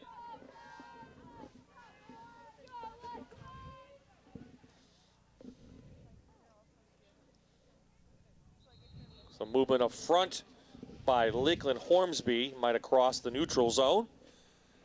That should give. Good ball. Encroachment on defense. Result, a penalty, be a first down. Yeah, figure law first down for the Spartans now. 1st and goal. Boy, you don't want to give them that in the red zone with 1 yard to go, especially now they got 4 now. Well, 1st and goal from the 3. Or the 2. Or the 3. 2, 3, couple 2. Couple 2 tree. Couple, yep. That's what you said. Hey, that's something I learned when I came up here. Defense holds for the Chiefs as Huber gets the carry. The senior came in with 23 rushes and 4 touchdowns on the year. Just in there, fullback there, just a base dive. Again, nice job by the Chiefs interior to clog the holes and allow nothing there. Good job with the gang tackling, Chiefs.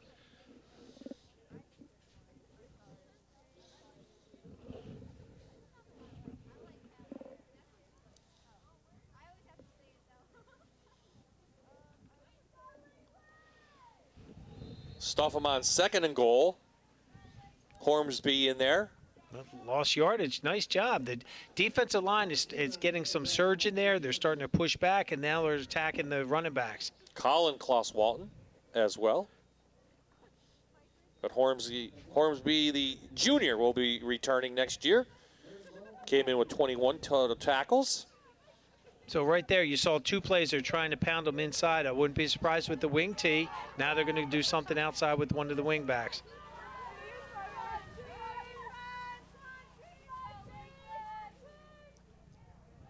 Inside handoff, and that is Smith in for the Blaze Alexander touchdown for the Spartans. 16 seconds left in the 14, in the third quarter. So you'll see, like I was saying earlier, Bob, they're going to try to pound it inside, and you see big number 73 being pulled out there from his left tackle spot, and again, he's pulling. They went to the outside because, again, they were bottling him up inside. Pull him in, pull him in, pull him in, go out.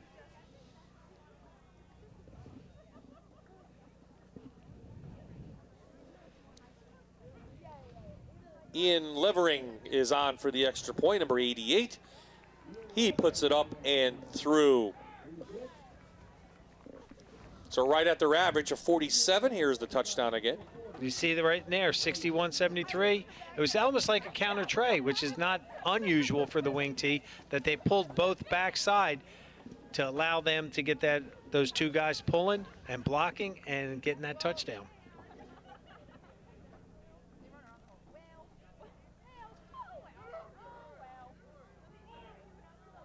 Right now, Lakeland, again, they're going to be trying to play for pride at this point.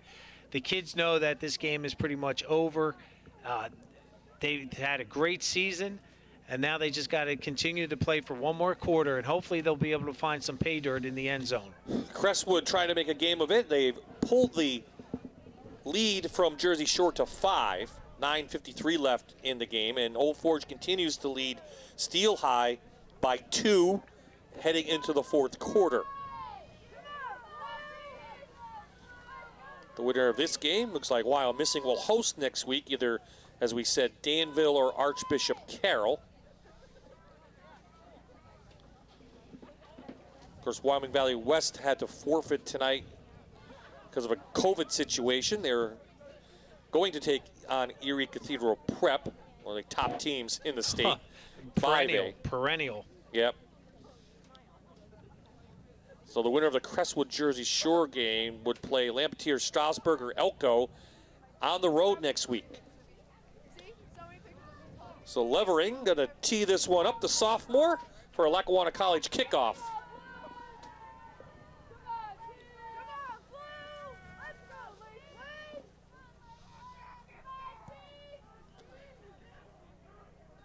Bulick from its 20 pulls it in. Taken down quickly by Gardner, And the Chiefs have the ball with 10 seconds left in the third at the 30-yard line. Imagine getting a nurse's aid scholarship and tuition assistance while getting paid as a CNA. Allied Services has excellent career opportunities for RNs, LPNs, and CNAs. Visit allied-services.org/careers today. 200 tickets per side allotted for spectators tonight. A couple radio stations, TV station, and a few newspaper reporters that we like. No, I'm just kidding. Marty Moore's going. Marty Myers in the book. I'm sorry, Marty Myers. He's going to go, nope, no more stats for you guys. We don't need them now, so we're good.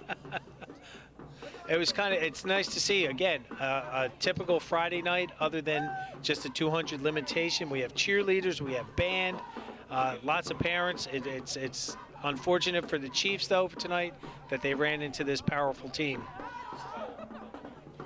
So the end of the fourth quarter, we'll flip sides. We'll stay right here. You see everyone who got outbeat, who was able to come out this year, has to be happy. They can't look back at it and say we didn't have an opportunity to cheer, to have band, to play, to do athletics, to do it safely. And more importantly, I think also, Bob, is that some of the districts really allowed the kids back into the school to try to get that normalcy back.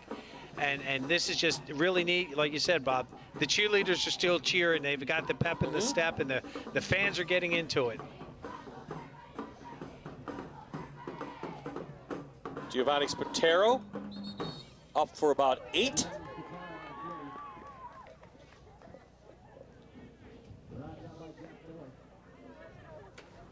Giovanni, again, I have so much respect for this young man. I mean, over 4,000 yards in his career in 4 years.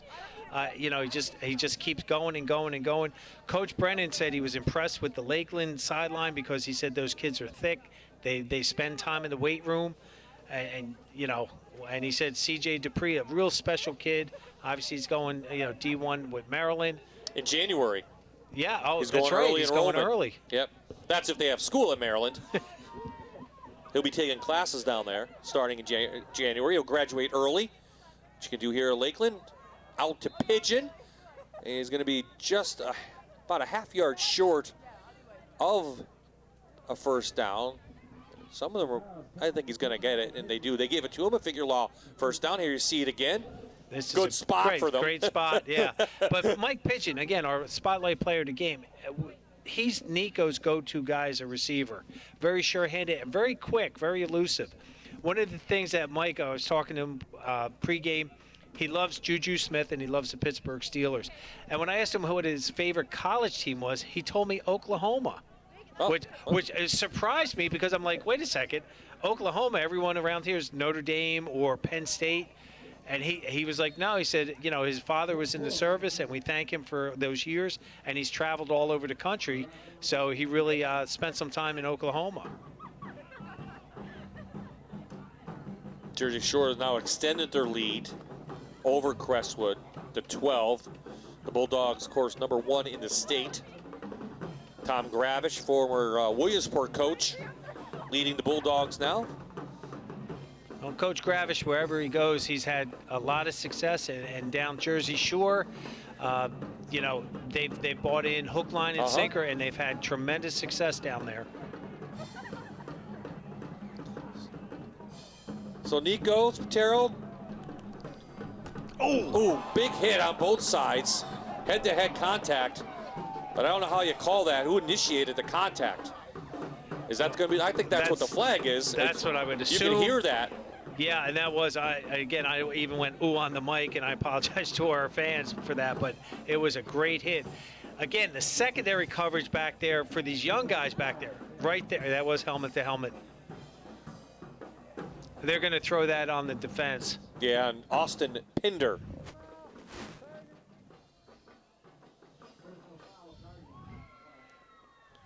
So that will give them a figure law first down. Luckily, no one went down injured. Yeah, Nico, yeah, he's, We see how tough Giovanni is, and Nico is probably just as tough. He's coming out, I think, for one play just to make sure. Yeah, they're not. Yeah, they're looking him over quick, but he didn't show any signs. No, he didn't buckle his knee. No. It was just he actually got a yard after that, after the initial hit. Bringing in some of the backups as well. Poaches will be the quarterback, just a sophomore. Saw him warming up in pregame. He's got a nice arm, so looks like he'll be on the sidelines with Spatero next year.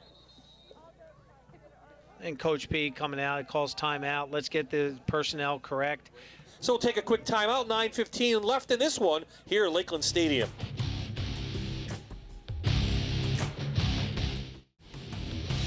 We are back. Poaches in at quarterback. Bullock the I back with Barrett lining up a fullback. Winding down here in the fourth quarter of this 3A quarterfinal game. This looks like Wyomissing will move on and host next week. So you see right in here, they're just going to run. There's the fullback trap. We had number 51 pulling in there for Barrett. And again, the Wyomissing defense, these kids have been playing all year because of the scores that the Spartans have inflicted upon the other teams. That allows them to get these younger kids playing time, more importantly, that experience to keep building on for next year.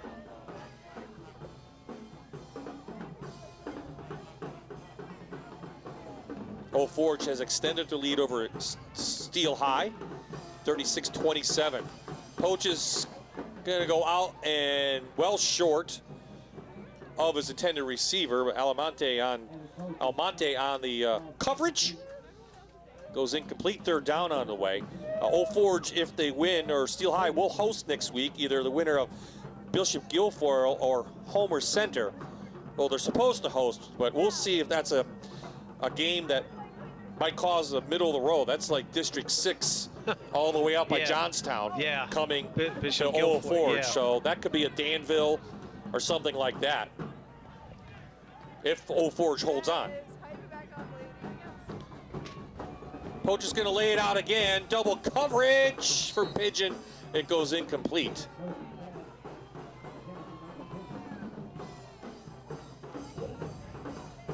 He's getting some time back there. Again, they got both backs up there. Again, and it goes, nice ball. But again, double coverage is tough. Again, Mike Pigeon's a really good receiver. But that's just a tough one. And again, when you don't have the timing down, because you have your backup quarterback in there, sometimes it doesn't go your way. Fourth down now facing Lakeland. CJ Dupree back into the game. I think he'll actually go to the quarterback position. 18 touchdowns, 11 interceptions in his career for Dupree, over 2,100 yards throwing. And he's got a strong arm. He's going to lay it up for his brother. And it's intercepted. Picked off by Smith.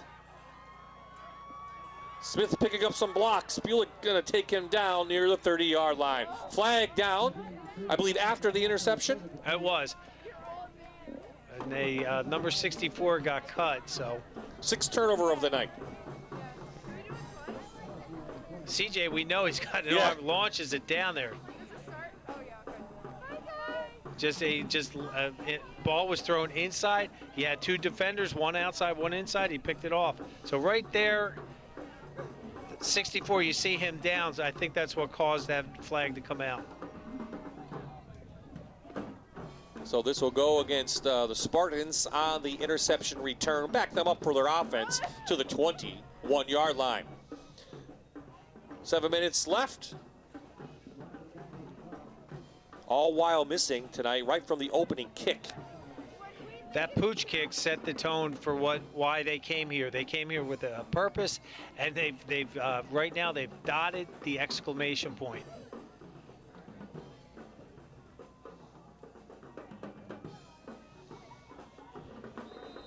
Bad snap. Yeah, they get turnover. First turnover of the night for the Spartans. Recovered by Lakeland. Passament, Connor, senior. And the Chiefs offense will get back on.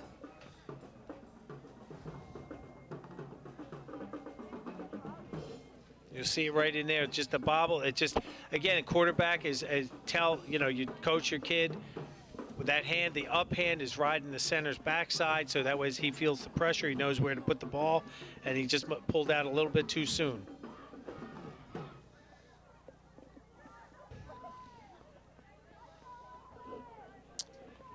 Jersey Shore defeats Crestwood 26-14. Congratulations to the Bulldogs. Moving on. Right here, Bullock ahead for about 5 inside the Allied Services red zone for the Chiefs. Trying to just get some points on the board. Clock will continue to roll. Right in there. There's the ISO play, fullback leading. Again, picking and choosing. Nice job getting that yardage. Getting 7 yards on first down makes it very, very manageable now. Of course, Jersey Shore lost to Dallas last year in the state semis. And that didn't sit well. No. Talking with the kids and Coach Gravish, he said it didn't sit well. They knew Dallas had a very, very good team, and they felt they were as good this year as Dallas was last year. Kind of had a circle around any District 2 teams that were going to stand in their way of their goals. Norella on the carry for the Chiefs. You see number 55 pulling in there, does a nice job for the Chiefs. Again, when you have that overlap blocker coming out there, the extra blocker, it does make an impact. It makes a difference for the running back.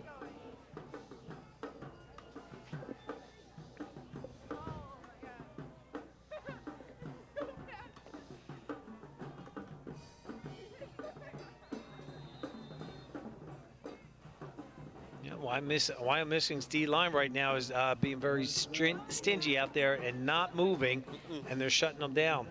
Norella, senior, in a couple carries in his last game of his career with the Chiefs. Second down and goal.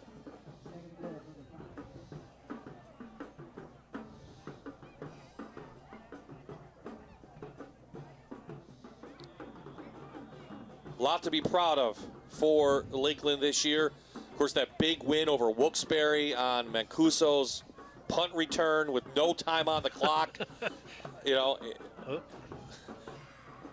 And then, of course, winning the district title last week against Lake Lehman, who was, I would think, favored in that game by a couple points. I agree with you, yes. And they played excellent in that. They proved a lot of doubters wrong. So a lot to be proud of for the Lakeland Chiefs. I mean, to go 5-1 in a crazy season like they did and play as well as they did to get this far. And don't forget that they almost got canceled. Their season almost got canceled after the Dunmore, or right before Dunmore. Right. And the district, they allowed them to continue. They allowed them to play and then continue. They hosted 2 games. So they just go with the outside zone right there, outside lead, 23 coming in. And again, the way Wyomissing's defense has been coached, they fly fast to the ball and they pursue and gang tackle.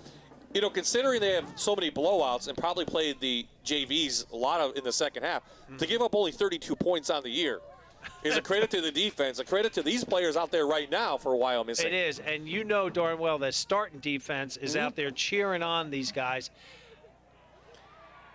Taken out for a sack is Pochis. And that's Kramer, who was playing a little bit of quarterback. Matt Kramer, the sophomore. Boy, he comes flying in there and just, that's why I wasn't saying, I was just watching how quick. He came back from that position back there, has the initial hit, and wraps him up. Number 63 didn't even see him. Oops. Well, Bob, you were saying about these guys, he's out there playing at that middle line, one of the inside linebackers, not middle linebacker spots. And again, they've been dialing up a lot of blitzes, and Lakeland could not pick it up tonight.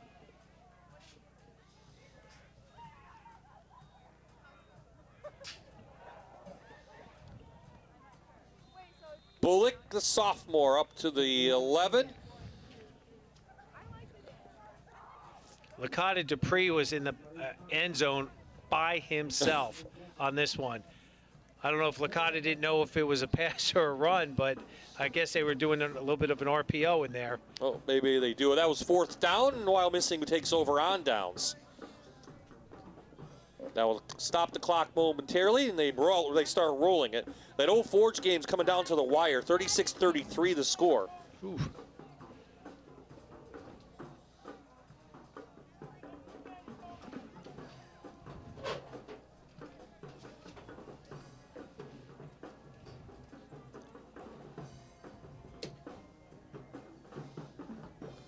Little handoff.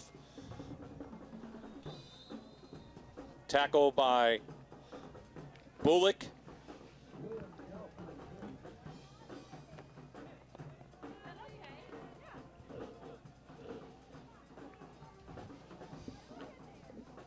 Under 2 minutes to play. Coach Wolfram there, you know, his demeanor is just that, what you see right there, very calm, relaxed. He had his hands in his pockets at the beginning of the game, and he still has them in. That's where he kept them all night. He's just, you know, letting the kids play ball, letting his coaches coach, thinking about now, okay, next week we've got another game.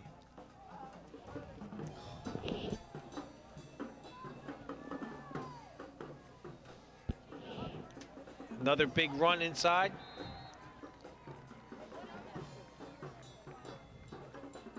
Again, Figure Law Firm, first down by number 21. Jack Miller.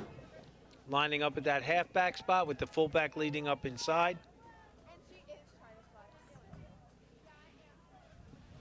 So next week, we will let you know.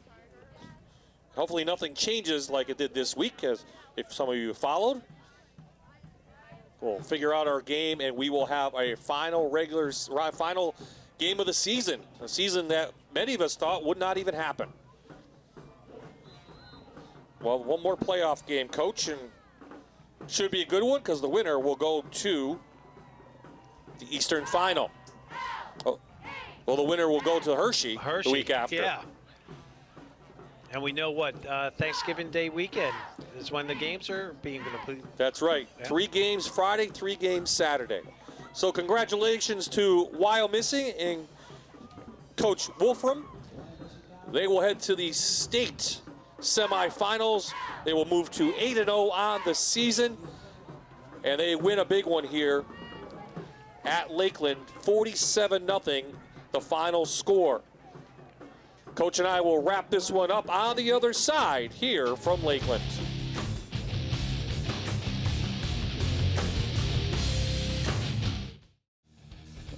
Nice tribute to the Lakeland Chiefs, the fire department. With their lights and with their sirens and everything. Congratulating the Lakeland Chiefs on a fantastic season. It ends here tonight against a very good Wyomissing team, as we knew coming in, Jan Cechak. And, you know, pretty much what we expected. Wyomissing was big, powerful, averaging 47 points per game, dominated the whole season. And when they threw that, they put that little pooch kick in to begin the game, you kind of know they were here serious and they wanted to play. They said they really came in here with a message that they are serious and they want to go all the way to the States and win it all. And with the way they are balanced offensively and the way they play defensively, how they swarm, they're going to be really, really tough to try to beat. Yeah, I know Danville coach Mike Brennan, who we had here in the second quarter, is worried about tomorrow's game. But I don't know. I think I'd be up at night worried about Wyomissing on Sunday if we win. I'm sure he called his defensive coordinator, and said, "Look, we got to figure out how to stop this wing T. We know the 3-3 stack that we run. What else can we do to try to do something different to stop them?" And Coach Brennan will do a great job scouting them, but he's got to take care of business tomorrow. Oh, absolutely first. So there's Coach P. Congratulations to him.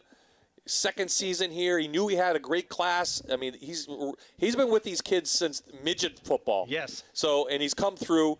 All the seniors, what a great year. I can't name them all, but we've talked it through. Of course, CJ headed to University of Maryland. Some will move on to play college football somewhere across Douglas, I know, looking at some Division I schools as well. So what can you say about them? They got to play. It's been a roller coaster season. They host a state playoff game. And they just went up against a more superior team. You came in. It was a buzzsaw that they came up against, and one nice thing for the Chiefs right now, they didn't have to travel 2 hours. No, that's right. And again, that even makes it harder when you're on the road for 2.5 hours, and to play this caliber of a football team and to come up very short. It's really tough to say anything positive. But I know Coach P's out there. He's an upbeat guy. He has these kids. He said, look, guys, there's nothing to hang your heads out. Look at your community. Look at your all the firefighters that are here paying you a tribute this evening. So, Coach knows they're going to start getting back in the weight room. Probably he might give them Monday off. Maybe. I don't know. Well, the weight room actually moves outside, and it's a little cold, so, right. COVID rules. But, yes, they will be back in the weight room. So we thank the administration here from Lakeland to welcome us back. Thank you, District 2 and PAAA for having us. And what a great job, again, by our crew. And next week, one more game. We'll pack up the trucks, and away we go. So, for the entire Fox 56 sports crew, for Jan Sechak, this is Bob Ide saying, good luck to the Spartans on the road to Hershey. Final score again, 47-0. They beat Lakeland.